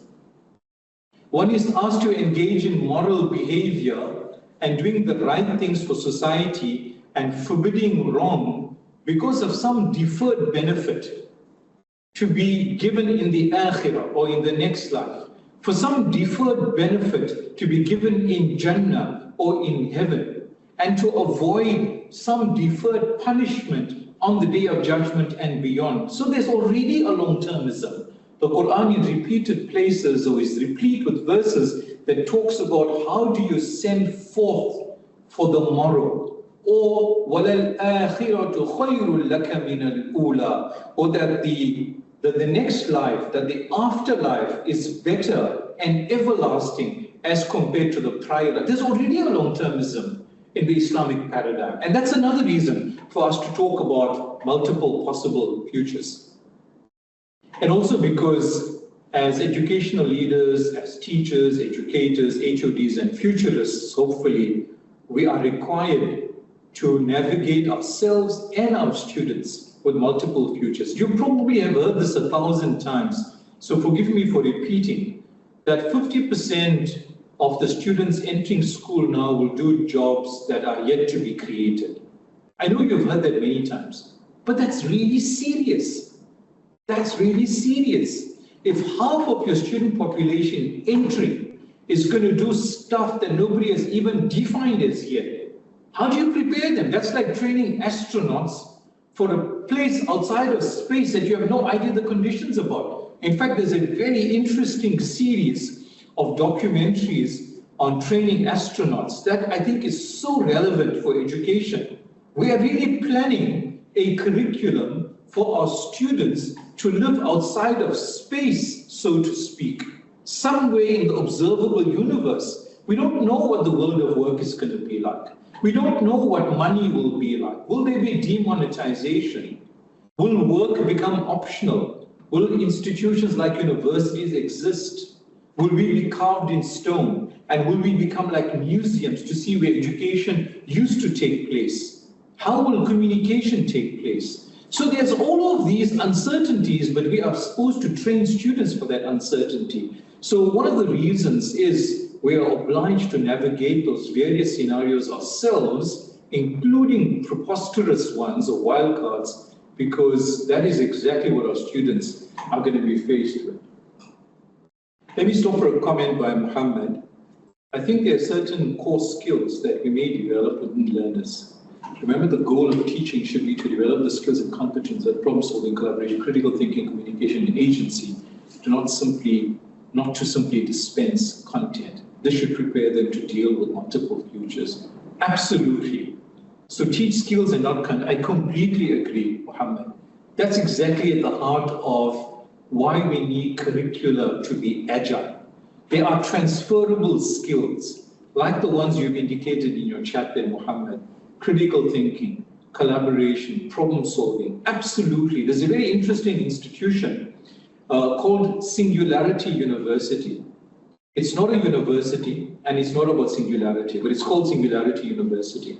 One of their main tasks is to teach problem solving with young people around the world, because they believe that that is an enduring skill. Like the other skills, Muhammad, you put in your chat, critical thinking. Those are those navigational tools I had right at the outset of this presentation, because learning is not about being taught.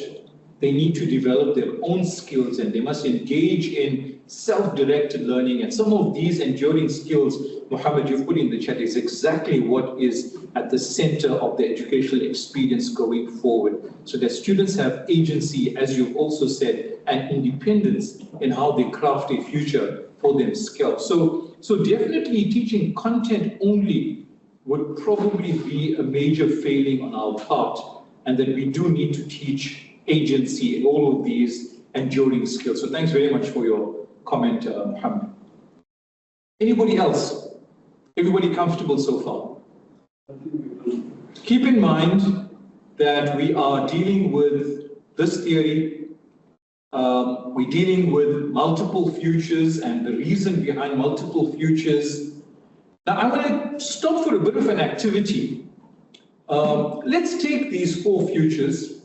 I'm going to mute in a moment and give you something to scribble, doodle, if you need to, in front of you, on 4 types of futures, right? We just discussed them now. Possible, probable, preferred, and preposterous. I want you to just sort of use this very simple quadrant to put down some ideas in your educational setting, in your institutional setting, in your province area, etc., or in your subject matter. You know, what do you think, especially at a macro level, what do you think are examples in each quadrant? So give me some, at least 1 or 2 bullets per quadrant, and then I really would like to hear some ideas from you all. So let's take a minute or two, put down some of these. Let's just stretch our minds to think about some possible examples. So we'll mute and we'll give you a minute or two. And if some of you are done, you can maybe just put a thumbs up so we get a sense that you're back, and then we'll try and get some examples from you all. Thanks. Right, how's everybody doing? I hope you have some examples to share with me. Right, good. You guys are back. So just let's do some rapid fire. Either you put in just a single bullet, for example, possible 2 dots, an idea, or preferred 2 dots, an idea, etc., or you just unmute and you give me an idea. Keep in mind the context, right? We're trying to discuss multiple futures all happening concurrently in the scramble we find ourselves in education. And an institution needs to have a plan for each of those scenarios, and they need to be robust and intellectually sound, right? So give me some ideas. Come, let's get some bullets at least. But somebody can unmute and give me a start.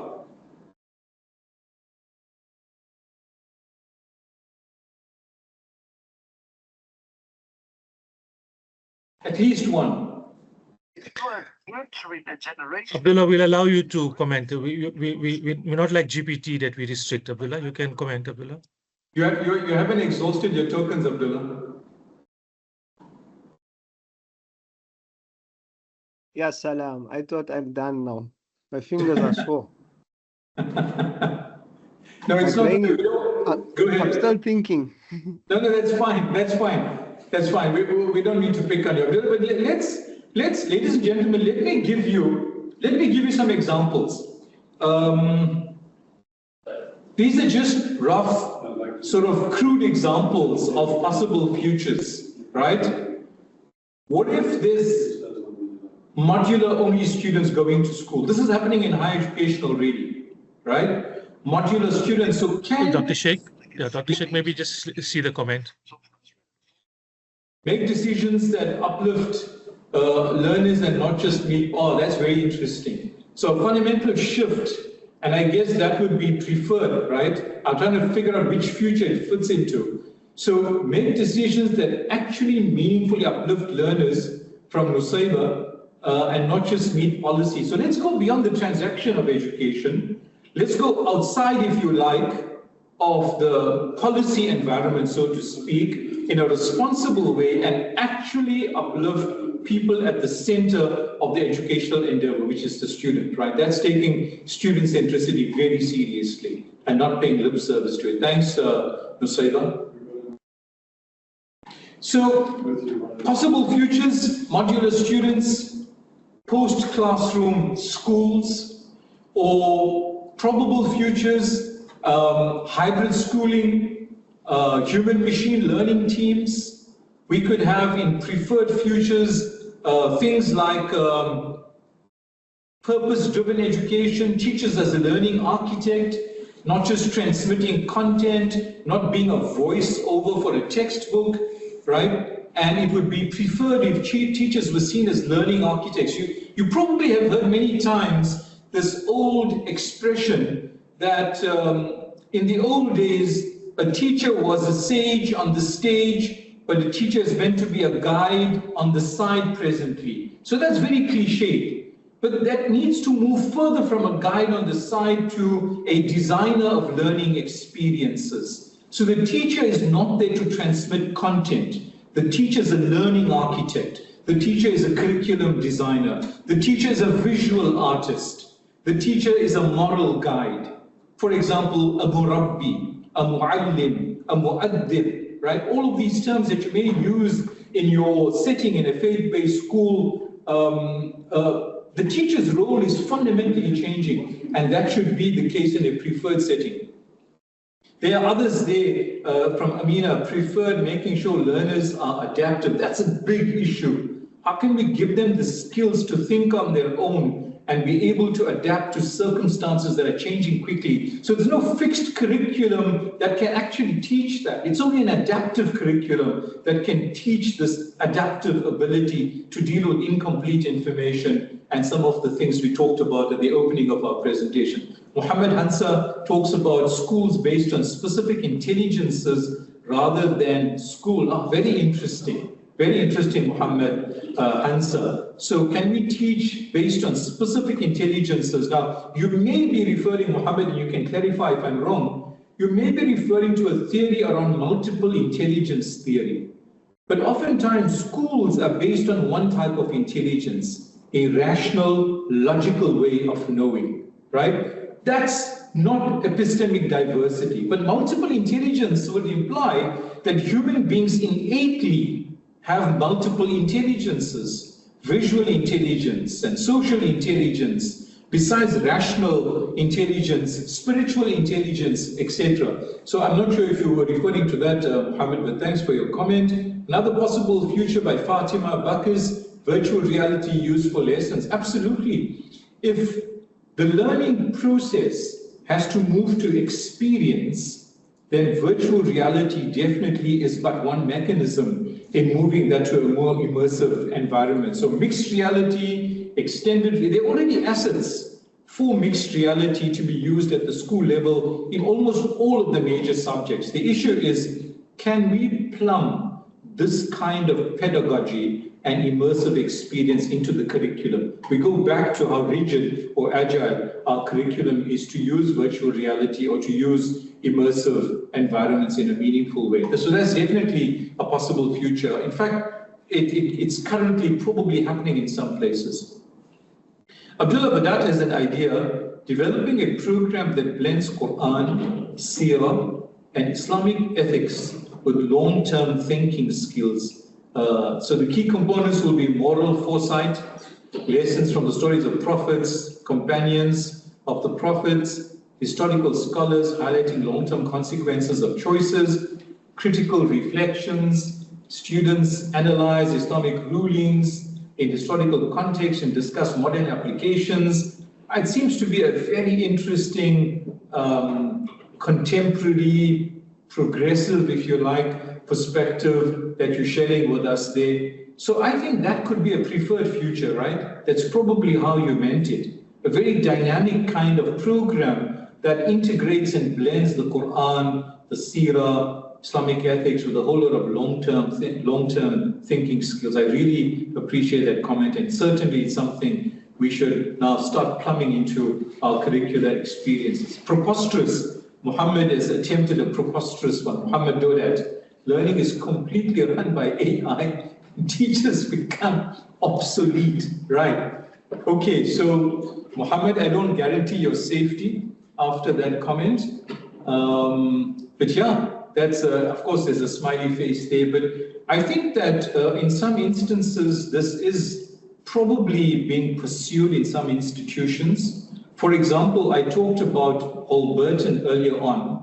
Holberton doesn't use any faculty. Remember the two-year degree that used to be 4 years, no fees, no admission requirements? That institution also doesn't have faculty. There are no teachers. It's only peer-to-peer learning. So they have dematerialized education. That's a term that we increasingly use at Regent. We dematerialize education. What does that mean? We dematerialize school buildings. We dematerialize classrooms through an LMS. We dematerialize teachers through AI tutors. We dematerialize books through ebooks and online content. So all of educational experiences can be dematerialized. And this is coming out of the technology world where, as I often say to my colleagues at Regent, so my mobile phone contains dozens of physical products that were dematerialized over the last 100 years. I don't have a calculator anymore because it's on my phone. I don't have a physical calendar that I use because it's on my phone. I don't have many other things. I don't carry a compass. If I travel and need to find the Qibla direction, I have a compass. So like that, there are countless apps that have become dematerialized digital products. But all of these physical products, like a compass or a calculator or a map, they used to be physical products made by companies.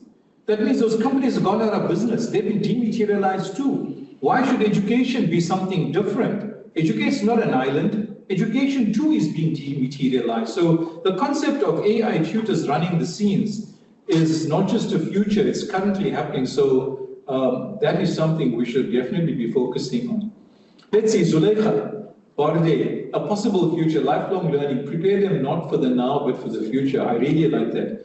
Addressing complex challenges, climate change, develop their critical thinking. Absolutely. So Zuleika, let me just suggest to you, and some of you may be familiar, there are institutions who are taking learning outside of the classroom in a very interesting way. There's one particular student in India who's thinking about how we can clean rivers that are polluted, because many people depend on rivers in this country and around the world, not just in the emerging world, but in the developed and industrialized world as well. They depend on rivers for their daily living. But rivers have become polluted. So there's a student in India who's thinking about how zinc and other materials can be used to clean the rivers in her village. Or there's a student in New Zealand who's thinking about how banana peels can be used to create bioplastics that are friendly to the environment, not like plastic which doesn't break down. So how many such things are there that our students can come up with that deal with the environment and deal with climate and deal with critical thinking around these issues? So Zuleika, for sure, we can have this as not just possible futures, but maybe in a preferred way that we train our students to be future fit rather than for an environment that belongs to the old world. Nusayba has another comment about a preferred future. Teachers should be compassionate guides and not strict enforcers. Absolutely. I think the whole concept around being a murabbi, a muallim, a mu'adhib is along these lines about being compassionate guides rather than those people who just enforce. Yes, Muhammad Hansa has a wild card. What's a wild card? We don't have a comment on that wild card, Muhammad. Get more out of students into political science, get more of our students, into political science, Abdullah, absolutely. And I'm sure you have a good reason for suggesting why more people should do political science.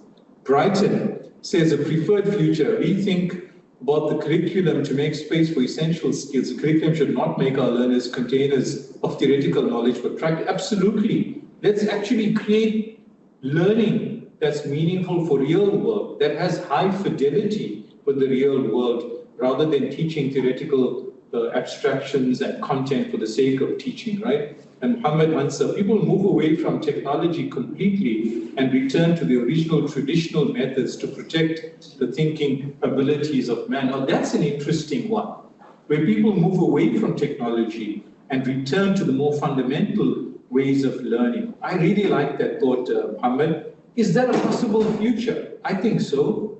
Could that be a wildcard scenario? Possibly.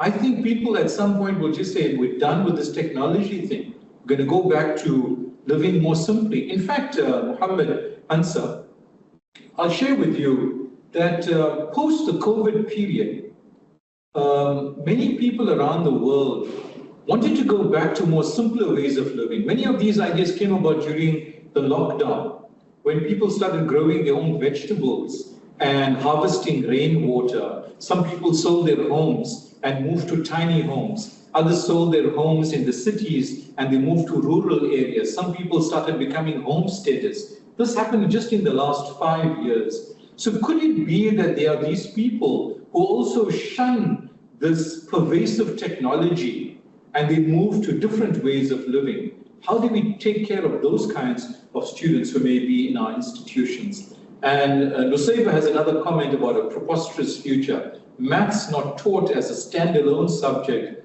but because technology handles all absolute and calculations and modeling. Nusayba, a very interesting idea. I was saying to somebody in the last couple of days that instead of teaching maths purely as a standalone subject, as you suggest, Nusayba, we shouldn't do, what if we taught coding and other related subjects, because the basis of all of that are going to be mathematical functions anyway. So what if we just made this more real world and asked students to encode apps that would change the lives of people rather than teaching maths, pure maths as a standalone subject? But we're just being wild, right? Because it's preposterous. So I think it's okay for us to be a bit loose and wild. So we really need to rethink how we teach certain fundamental subjects. Abdullah Badad saying, I do believe the future is not something we simply enter. It is something we actively shape through today's day. Absolutely, that's a very nice thought, Abdullah. Maybe you and I in our conversation today, we're not talking about some future event. Maybe you and I are talking today about shaping what we should do tomorrow morning differently, or Monday morning when you return to school or return to your place of work, etc. Lots of comments coming through. Fatima Dindar, preferred future, focus on the holistic development of learners, mental, emotional well-being, align education with demands of the labor market. Absolutely. And I think that this parallel tracking of where schools are and universities are versus where the world of work is or where society is, that parallel processing has to stop, because there has to be convergence. We can't only have divergence. So we have to align our curricular experiences and educational experiences with the real world. And I like, Fatima, you're adding this emotional well-being. I think that you all are probably aware firsthand that besides the COVID-19 pandemic, the world had a massive mental health pandemic happening for a long time. We just didn't call it a pandemic. In fact, mental health and mental well-being of students at all levels of education, school, K-12 and post-school, higher education, etc., there's a massive issue around mental health and mental well-being. And mental well-being, as you probably are aware, Fatima and others, is not the absence of illness. The absence of illness means you are neutral. That doesn't mean you're thriving. So alhamdulillah, there may not be, praise be to God, there's no mental illness, but that doesn't mean you are thriving as a human. So mental well-being is a positive, it's not a neutral position. It's not just the absence of something that's wrong mentally with people, that they are well-adjusted individuals firstly, but that they are also thriving. So how can our educational settings and curriculum deal with that kind of a preferred future? Let's take one or two more and then we'll move on. Muhammad Saleh, based on your post-COVID comment, simplicity will minimize wants and needs. People will work less and spend more time on important. Yeah, I think, Muhammad Hansa, that's something that's driving people's motivation. Those who are moving to homesteading, rediscovering how to grow vegetables in your own backyard, and thinking about growing your own food, harvesting rainwater, using solar energy rather than working on the grid. I think all of that is part of this movement. Let's call that a civilizational movement. And perhaps there'll be less consumerism, as you suggest, Muhammad, in that kind of setting. We'll deal with less things in our life, but have more meaning, hopefully, in the things that we do engage with. Thanks, Muhammad. You know. Dr. Sheikh, I just want to alert you, 45 minutes roughly. Oh, really? But I'm sure everyone will sit till 4, but officially 45 minutes. Sure, thanks, Hussein. Yes, Abdullah, lots of stigma around mental health, and perhaps at Muslim schools and within the AMP sector, I think we need an urgent and robust plan around destigmatizing mental health. The more we talk about it in a destigmatized way, the more we engage with conversation that's about mental well-being, the more we rethink reward and punishment schemes, the better it is to build the self-esteem of people and inshallah get to a place where students in our schools are well-adjusted and are thriving, and they are thought and taught the correct sort of way about striving and being good movers in society, if you like. This concept of khayr ummah is a really important, deep concept. And I think we need to translate that into practical things. And part of translating that into practical initiatives in our setting will be to focus on destigmatizing mental health. Thank you very much for that. Okay, so Hussein, my good friend and colleague, has reminded me that we have 45 minutes left. So I suggest we do the following. I'm going to race through a few examples of future types that we can think about, but I won't discuss them. I'll leave them up on screen for a few seconds. We obviously will share this presentation with you, I guess, inshallah, post this conversation. And you may have some time to process these thoughts on your own. So I want to get to the last segment, but let me just tell you some of the work I had prepared for conversation. And this is something let's move to now, heutagogy. You'll be self-directed in how you process the thoughts that I'm going to share with you. There's 7 ideas, and I'm going to leave them up on screen for a moment or two for you to just get the essence of it. This is idea number 1.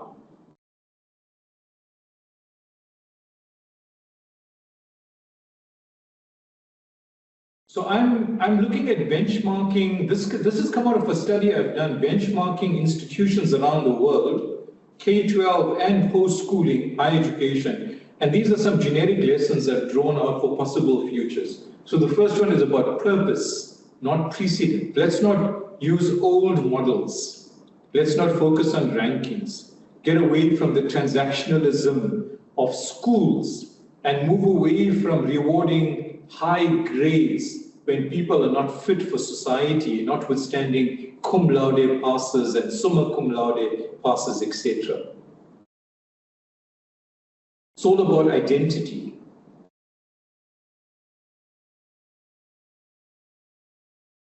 Let's not deal with inherited systems. Let's focus on purpose.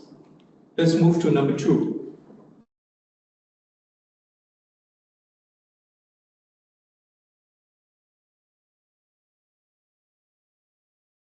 So this is about local literacy. Sometimes we are so enamored by what we see in industrialized economies, we think we need to borrow and copy and paste, as we say, directly in our setting. But that may not have contextual relevance. We want students who understand the globe, but know that they are in a particular socio-political context in our society. How do we prepare them for that kind of society and keep them proud of their identity, but they are very much part of the global environment because they understand all of it, except that their current context is in a particular socio-political milieu, if you like, or a setting in South Africa. We talked a lot about agility in curriculum.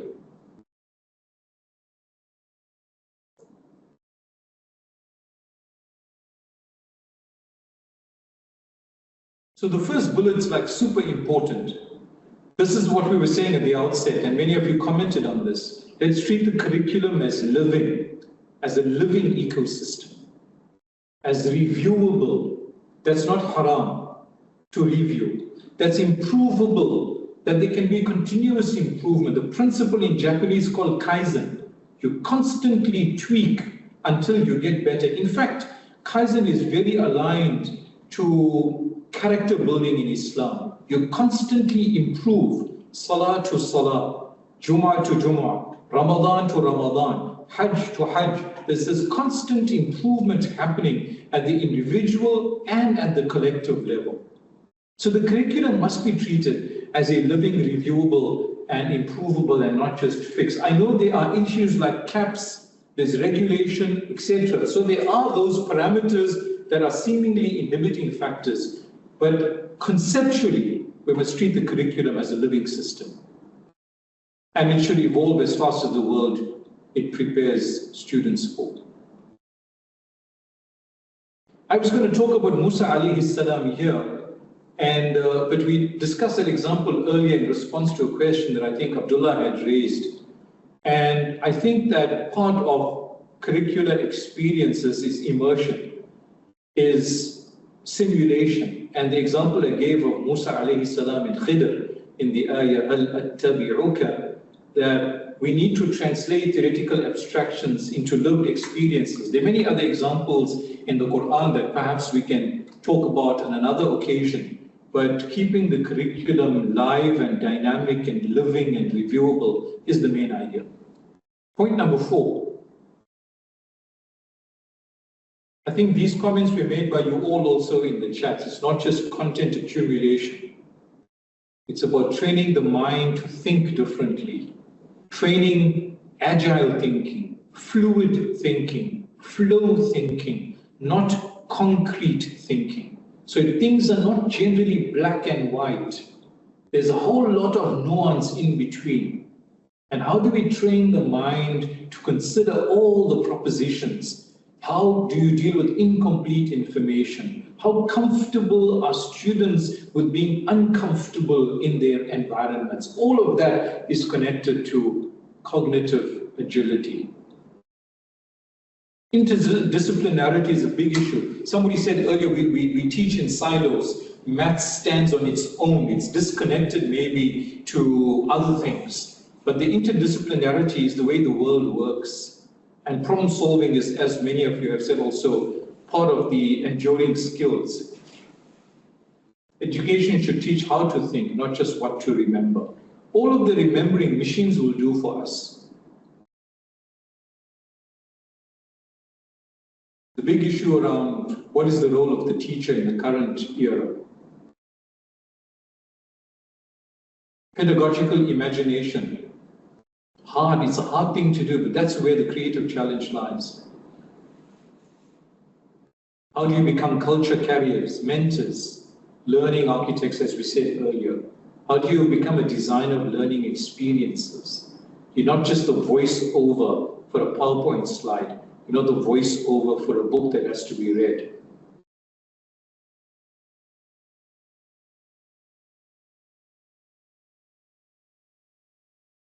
learning beyond campus in the real world. So as we say at the bottom, students should learn in society, not just about society. In is the operative word in the first part, and about is the other operative word in the second part. Students should learn in society, in real world settings. Abdullah says, nice slide, from preaching to teaching. And how do we embed this learning beyond campus? Because as we said earlier, there are classrooms outside of school that people learn. How do you bring social innovation labs into your school? How do you create service learning? Take your students to a community, ask them to solve a problem, a real problem. Then they may monetize that problem, develop apps around that problem, take that problem back into the classroom. And now it is assessment as learning, not assessment of learning. We do a lot of assessment of learning. We need to do assessment as learning. One way to do that is to create service learning opportunities where people go out into society and they solve real problems that are community-based. The last idea is a real challenge for schools. I think we need to understand that the future of education and the challenge of the future of education is going to be about scalability. It's not going to be about elitism. I don't know if you are aware that a very significant percentage of American colleges and universities are shutting down. They can't sustain enrollments. They're too expensive. Of course, there's a demographic problem in the US, like there is in most of the industrialized world. The world has run out of young people in industrialized economies. So the peak of young people exiting schools has already happened, meaning that there will be fewer people exiting schools. So fewer seats required at universities, fewer people entering the working world. And they're dealing with that massive dilemma at the demographic level. Of course, in Africa, like most emerging markets, we have what we call the youth bulge, the demographic dividend. But we have to take care of this dividend. Allah forbid, if not, it becomes a liability for us, right? So we have to scale education. An expensive elitist model is simply not sustainable. There is wealth at the bottom of the triangle. It is volume driven. And the cost to volume price sensitivity will be an important relationship for us to figure out in private schools, generally in faith-based schools, in particular in Muslim schools. We have that massive challenge of responding to the very first revelation of the 96th surah, 1447 years ago, calling for iqra, to read. That challenge and imperative of education has to be mass-based. It has to be democratized. It has to involve enrollments at scale, and it cannot be elitist. And therefore, beyond the physical school and beyond the physical classroom, embracing technology and all of the other things we talked about already is about making it scalable and accessible and moving away from it being elitist.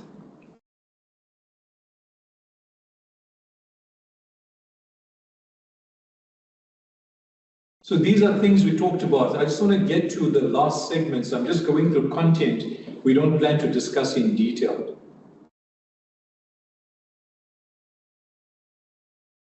I think some of you raised in the chat that it's about human intelligence. It's about character. It's about relational intelligence or social intelligence. Those are the acumens that matter. It's not about the next frontier being artificial intelligence. So at the center of our value proposition is that we are cultivating and nurturing human relational ability in a world that is becoming extremely volatile, ambiguous, and uncertain. And therefore, the rarest capacities, as we've indicated here, is going to be things like, and this is not exhaustive, discernment, empathy, attention, the so-called soft things. So whilst people have a lot of technical capability, and many of you commented on this about technology already, I think we are struggling with the most fundamental human elements of sensing, of discerning, of using empathy, intuition, figuring out patterns of things without being told what the pattern is, for you to arrive at your own responsible conclusions from what you see around you. Now, how much of this is taught in our curriculum? How do you teach this anyway? These are like intangible qualities, but this is exactly what our students would need. So recentering the human in the educational experience is not about more technology and more technical competence, but about all of these other elements. This is a very interesting infographic as we get to the last 30 minutes, and we're going to take another break just now at 11:30, inshallah. I'm proposing a hierarchy of imperatives. In fact, this is an infographic I use at Regent, my own institution, very regularly when we have strategic planning meetings. It's a hierarchy we've designed of important value-creating principles. So at the most basic level, there are things that we must do. This is where regulation comes in, minimum standards, quality assurance, continuous improvement, the CAPS curriculum, the DBE sitting here, etc. But then there's number two. How do we translate beyond and go beyond compliance to what is expected of us? What are the expectations we must manage of various stakeholders, boards, committees, leadership, society, parents, the community, the religious fraternity, etc., etc. Then there's the third element in this hierarchy. What are the smart things that we need to do? How do we optimize processes? How do we digitally transform our educational institutions? How do we save costs? Because we need to create wider access, because we need to massify access to education. And then as you get to the top of the pyramid, there's the long-term issue. We talked about this, the long now of education. How do you take the art of the long view, beyond short-termism? How do you use a concept called future-back strategy? And that simply means you try and figure out multiple futures, design plans for them, and then you come to a future back. So where are we today and how do we get to those desired futures? Another way that institutions do is they have present forward strategies. This is our school today. We'd like to be this in the future. That's called a present forward strategy. But a future back is a more robust way of thinking about it. What are the future strategic imperatives or multiple futures? Then come back to the present and say, how do we build a plan to deal with all of those multiple futures that we talked about in our planning? And then right at the top of this pyramid is the societal impact element. Because this is what education's purpose is, isn't it? How do we increase value for society? How do we have education that actually has impact and goes beyond the metrics, as some of you called it earlier in our chat, beyond the economics of private schooling education? How do we go beyond that to increase the value for society? So moving a purpose-led growth strategy, not just delivery of education, but to create value for society. So let me stop there for some reflections or a couple of quick comments whilst I take a sip of water.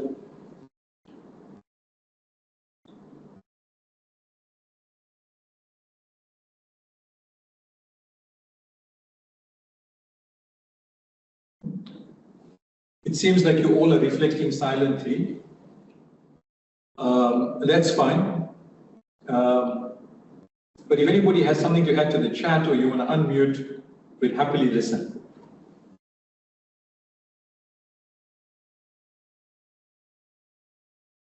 Okay, we'll give you a chance to continue thinking about it. Okay, there's Sumaya who's put a comment for us. Sumaya Timon. Sessions have been very informative, alhamdulillah, and very relevant for us to raise an ummah that shows compassion and to be socially responsible and not be self-centered, which is sadly what I see amongst our learners today. The big question is, how do we get buy-in from major stakeholders to reassess our current structure and be open to change? Also, how do we get our educators to see the need for change and get them out of their comfort zones, especially if we have seasoned educators that believe the way it's being done currently is the right way. Interesting, Sumaya. Very interesting set of questions and thoughts over there, and I appreciate the sentiment about the value of the session. But I think there are, Sumaya, and you've already raised some of them, they are tough, uncomfortable questions. And I think this is our leadership challenge as educators and as educational leaders and teachers. How do we engage in critical conversation? Because just sticking with the current narratives and going with the flow, as the expression goes, is not good enough.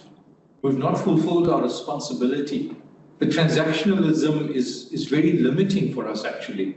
We need to go beyond the transactionalism and strive for that which others don't necessarily agree with, but we genuinely believe this is better for the impact of education in society. So we have this massive challenge, Sumaya, and it's not easy. The questions that you raise and all of the other related questions in our minds, how do you transform and disrupt something that is so well established, that belongs in an old world, but is not fit for purpose anymore for the current world?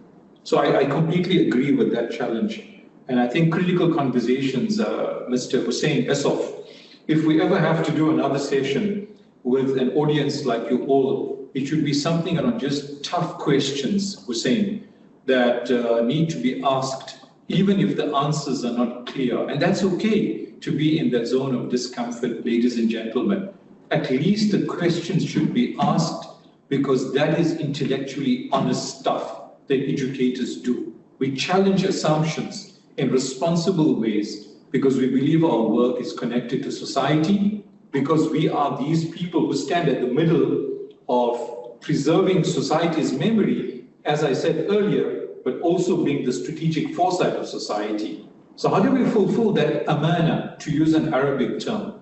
How do we fulfill that trust? In many respects, as you all probably have heard from other scholars, that trust is similar to the trust that prophets have to guide their societies, to be stewards. That is the purpose of education, so that society is better and safer, not just to mediate the curriculum, but that the curriculum is a means to some other end. What is that end? A better place for humanity.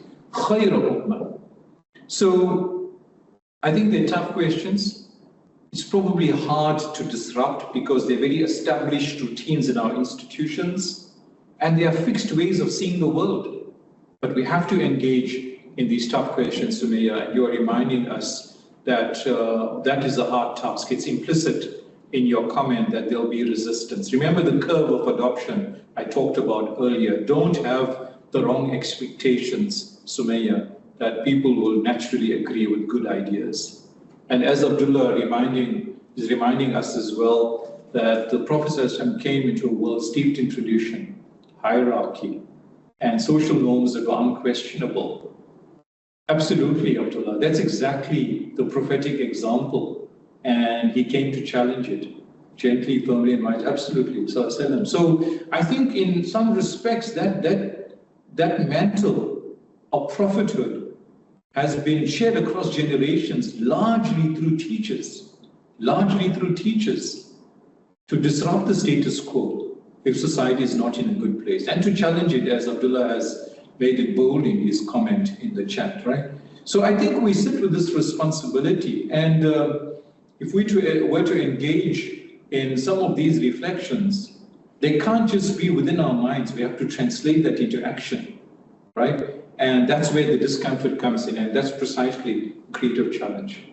So, ladies and gentlemen, in the few minutes we have left, let me see if we can bring this discussion to a close.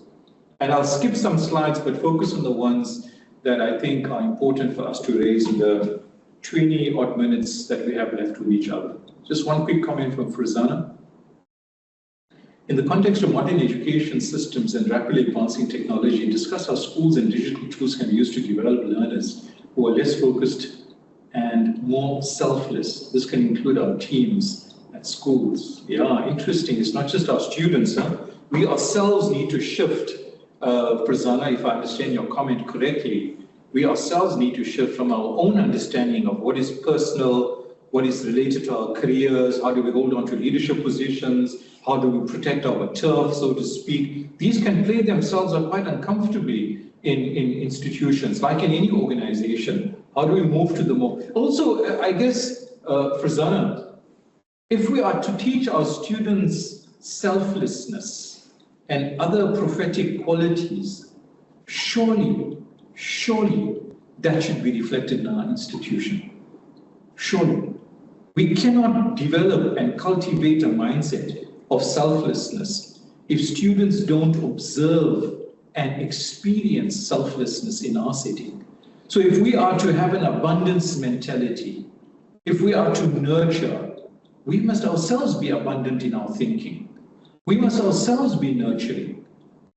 And the school must be a safe environment where people can express themselves and not be targeted for dissenting voices.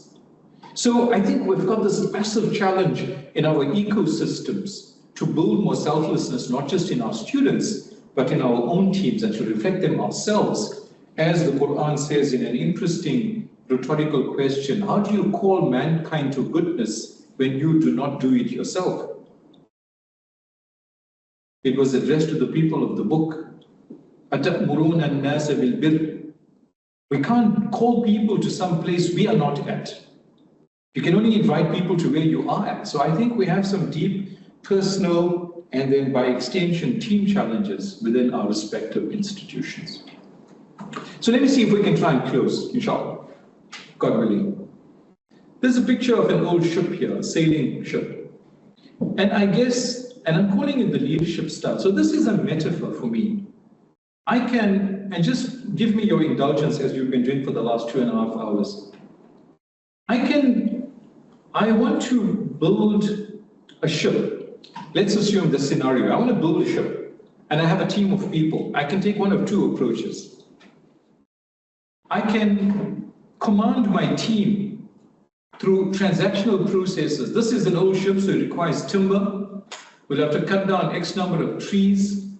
We'll have to find a way to tie them together, either through nails or other ways. We'll have to develop sails, so we need fabric, we need to harvest cotton, and we've got other fixtures and fittings. I designed a time frame, I have a plan, I've got a project management schedule, I have a Gantt chart, and I lay out the team. That's what typically managers do in a transactional setting for a task, right? A project management schedule, and I design all of these materials, etc., and workflows, and I can get a ship built that way. But the second scenario, I can build the ship, but I inspire my team to discover what lies beneath the oceans. How can we discover the vast majority of the planet which is covered by water? And who would like to join me on the discovery of what the oceans have to offer across the globe? I could use that to inspire my team to build a ship. Then building the ship is only a means. The end is about discovering what lies beyond the landmass and what the depths of the ocean have to offer. That's a far more interesting value proposition in my leadership style than designing, and that may be necessary in some cases, designing the workflows, the Gantt chart, the project management schedule, and instructing my team on what timber to cut from which tree and what kind of nails to forge out of steel. So I think it's about leadership style. How do we engage in curricular reform, deep curricular reform, and by extension, institutional reform? Depends on what leadership style one uses in your personal and organizational setting. I would encourage you to think about then, what is your leadership style as you think about the future of education and the kind of role you want to play in the future of education?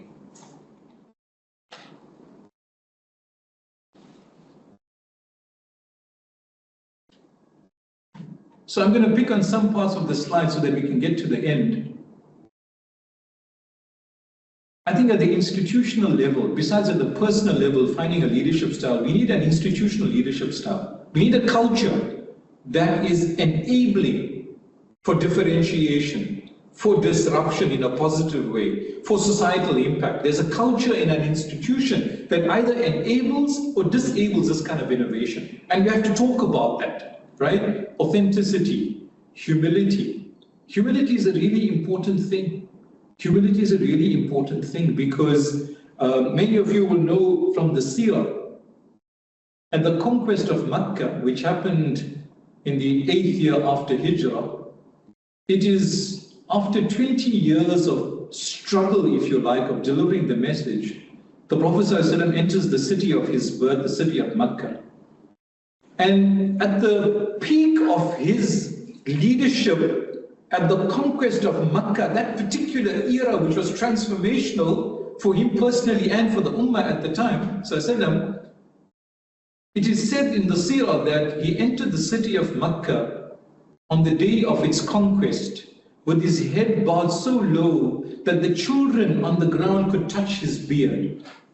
Sallallahu Alaihi Wasallam. That kind of humility of a leader at the peak of their success was the prophetic example. This is at the essence, the inner dimension of the Sunnah. And how do we cultivate that firstly in ourselves and in our teams before we ask our students about whether they're humble or not? And as Abdullah has put into the chat, Nuh alayhi salam built the ship before the rain came, acted with foresight and patience and unwavering faith, not wait for the storm. He prepared while others doubted, mocked and ignored. In the same way, we must build our ship for the future. We cannot wait for challenges, crises, sudden changes to force us into action. So preparation, knowledge, moral grounding is what will carry out. That's such a lovely comment. I really appreciate that. And the example of Nuh alayhi salam is in many parts of the Quran, and you are reminding me that I think it is the 11th surah, in Surah Hud, when the example of Nuh alayhi salam is given, and it is given in many other parts of the Quran as well, when he was instructed to build the ark. Nuh alayhi salam did not know how it was going to float. So I think this is a fantastic lesson that you are reminding us about the Prophet Nuh alayhi salam. He carried out the instruction of his Lord without necessarily having all the answers of how the ark was going to sail. And I think that is exactly as you say in the chat, that is our challenge. How do we prepare and organize ourselves without having all of the answers, without having all of the conditions and the factors in place? In fact, in another surah, when we are told about how the ark finally sailed, because as you rightly pointed, he was being mocked. Many of you will know that Noah, Prophet Noah, Nuh alayhi salam, lived in a part of the Mesopotamian basin, which is modern day Iraq-ish, in that sort of vicinity. And he lived in a town that was at least 1,500 kilometers away from the ocean. So when he began to build the ark, people were mocking at Noah to say, how can you build a ship so far from the ocean? And many of you know the surah and the different parts of the Quran that talk to it, but he continued to build the ark. He didn't know how it was going to sail. And in a very beautiful, dramatic set of verses, much later in the Quran, we are told that at the point in time when Allah determined it to be fit, He asked the heavens to open up, which means rain came. فَفَتَحْنَا أَبَوَابَ السَّمَاءِ. And then Allah asked the groundwater and the springs to rise.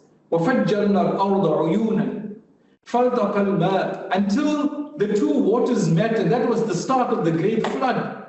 And then the ark began to creak, and it started to sail, and then the mocking had stopped. That is how it was to sail to safety by Allah's will. So as our brother and friend is reminding us, it's a fantastic example of how we need to push ahead with the right ideas, with good courage and moral grounding and knowledge.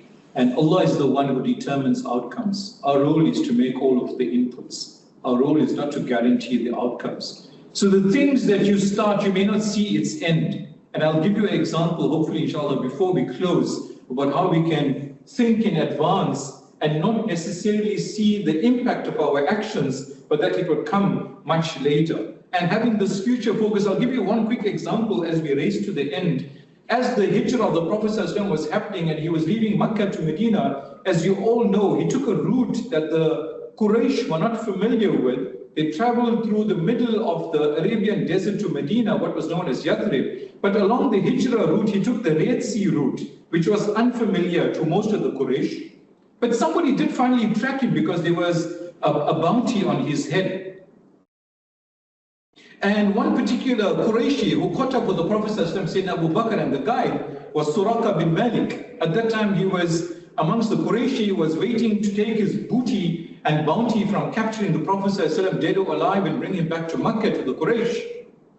And at that moment in time, when the Prophet ﷺ had neither a country nor a home or an army or a state, he was leaving Makkah with no home to go to, but he had this fantastic vision of the future.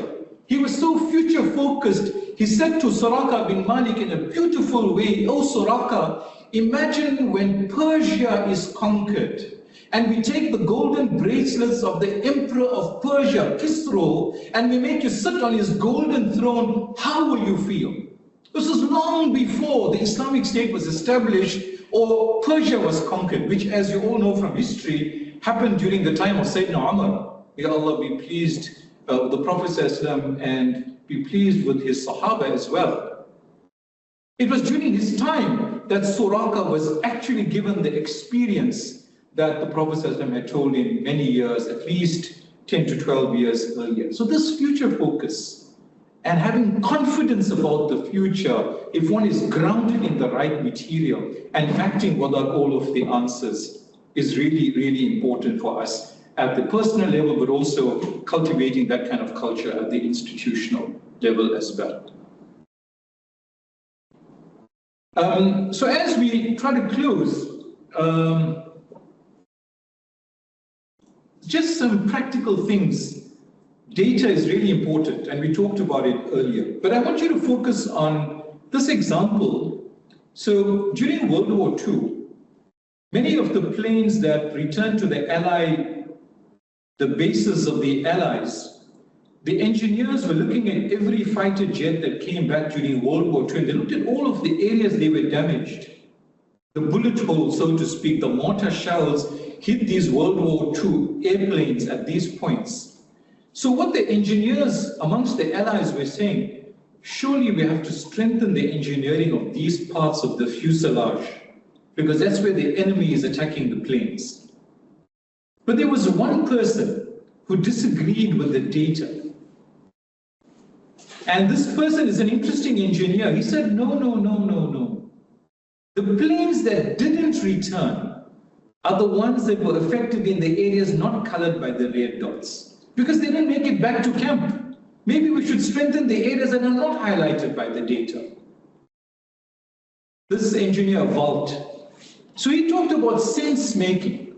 Because data can make you make the wrong decisions, but it's so logical. These are the bullet holes. Strengthen the fuselage there.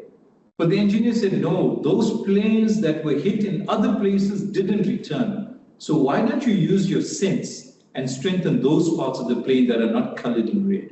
And I think this is the kind of dilemma we face on a daily basis. The data paints a picture, and we must listen to the data, but that must be complemented with human sense making. That must be complemented with other intelligences, because data in itself may not build the full picture that we require. So sense making, ladies and gentlemen, is becoming a big issue. And as we close, I'll go through a series of questions. This is stuff that's hard to overcome. What are we protecting in our assumptions that don't need protection anymore? What needs to be challenged? What's become obsolete? There's an interesting concept some technology companies use. They call it creative destruction. That's an oxymoron, right? Two opposite things, like bitter, sweet. Creative destruction is something we must engage in. Which parts of our curriculum actually are obsolete? What part of our policy environment needs to be scrapped? What are the new policies that need to be written? What's irreducibly human and remains irreducibly human in this world of technology, pervasive technology? Like these, there are many other questions, and many of you have asked these kinds of questions in the chat already.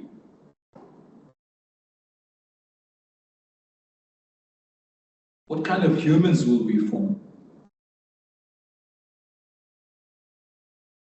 I'm going to give you this example of Nuruddin Zenki. This may be my last thought, or the second last thought. Many of you will know this personality.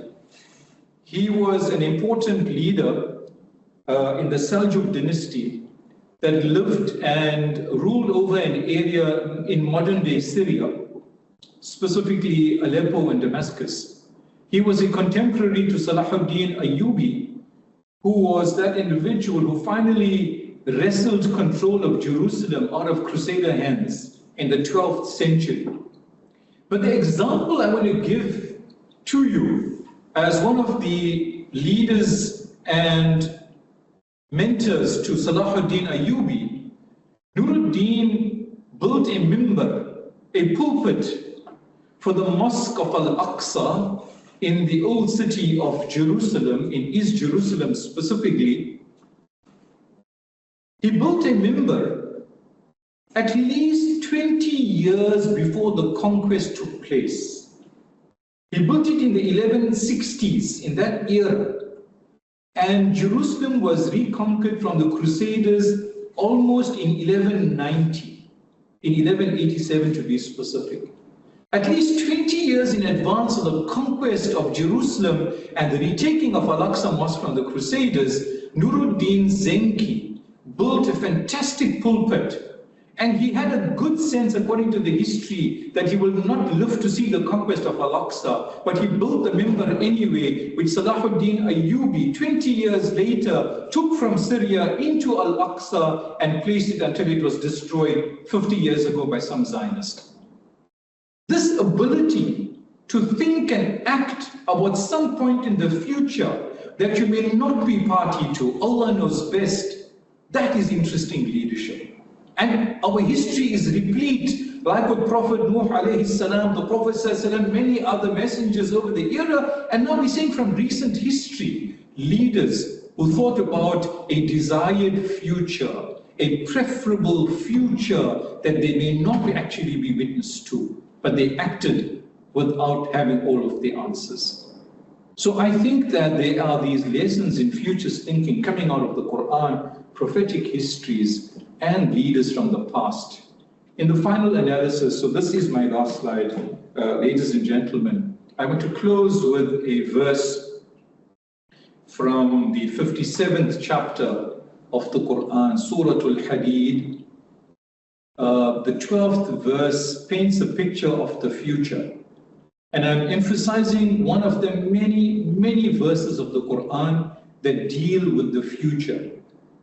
And the Quran has a very interesting style, as many of you, especially the Islamic studies teachers would know.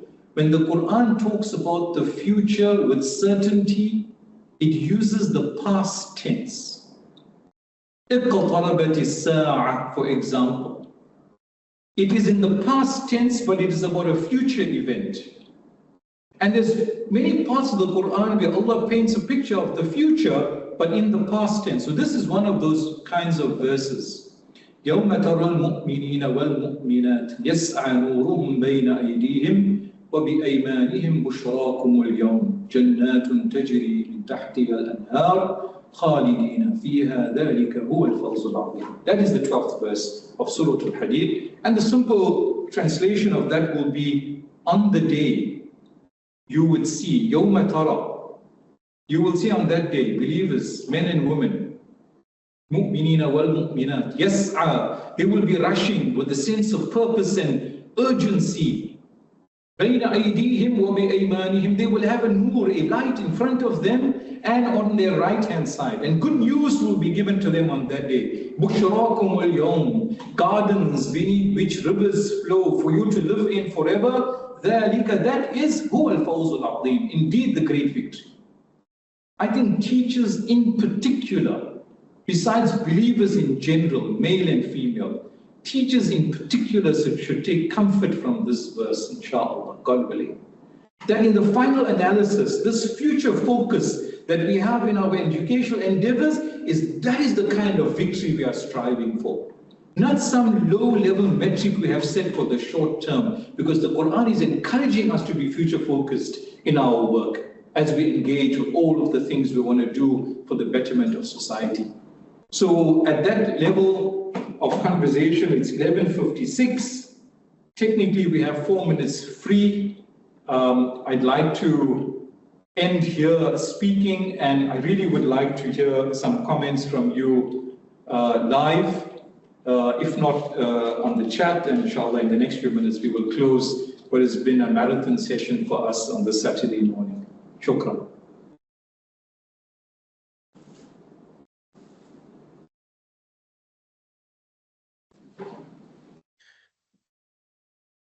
Dr. Shaikh, I was rounding up the other one. I'm not sure whether you sort of passed the baton on back to me, but if you did, I'm happy to close unless I missed something in terms of.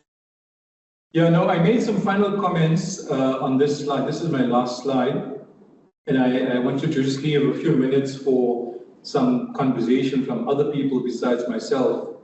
So, but it's fine if you want to continue with the other session, Hussein. I'll just facilitate what happens on this chat for the next 2 or 3 minutes. Abdullah, thanks for a very kind comment. Jazakallah khair. I really appreciate the engagement we have had. And you and many others have contributed in a very meaningful way to this kind of conversation. I mean, to your dua.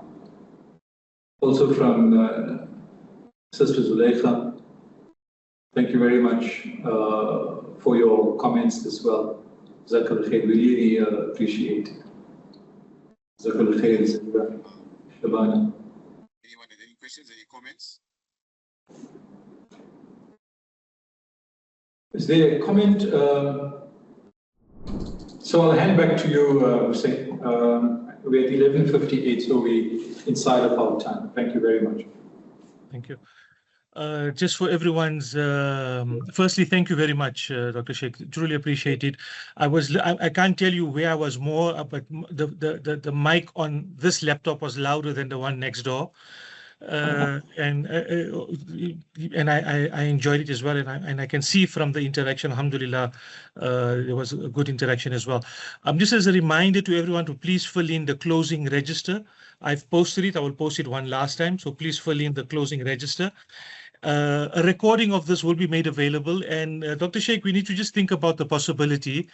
We've made a commitment in principle to AMPS when we signed up this cohort, that we will run what is called a principles one-day session.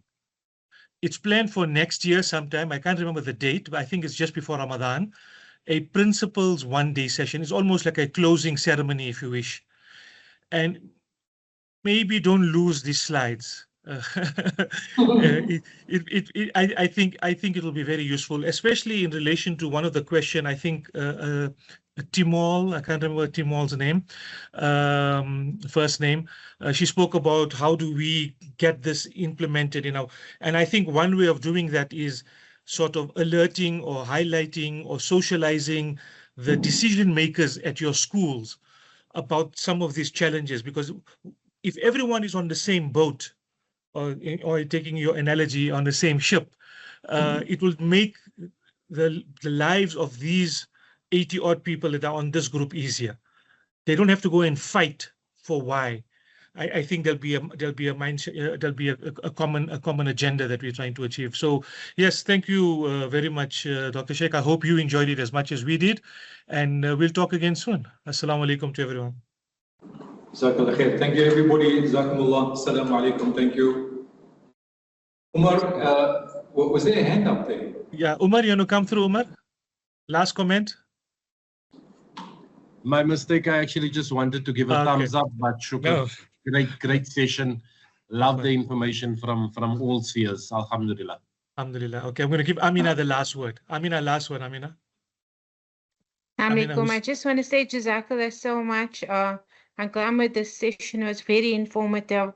And we're going to take everything back to our school, inshallah, and we'll hope to implement it. Keep us in your du'as. We want what's best for the kids and for our schools, inshallah. And I'd just like to say we really appreciate what you people are doing, and keep the information going, inshallah. Jazakallah. Thank you. Thank you so much. Thank you. Thank you. Salam. Bye.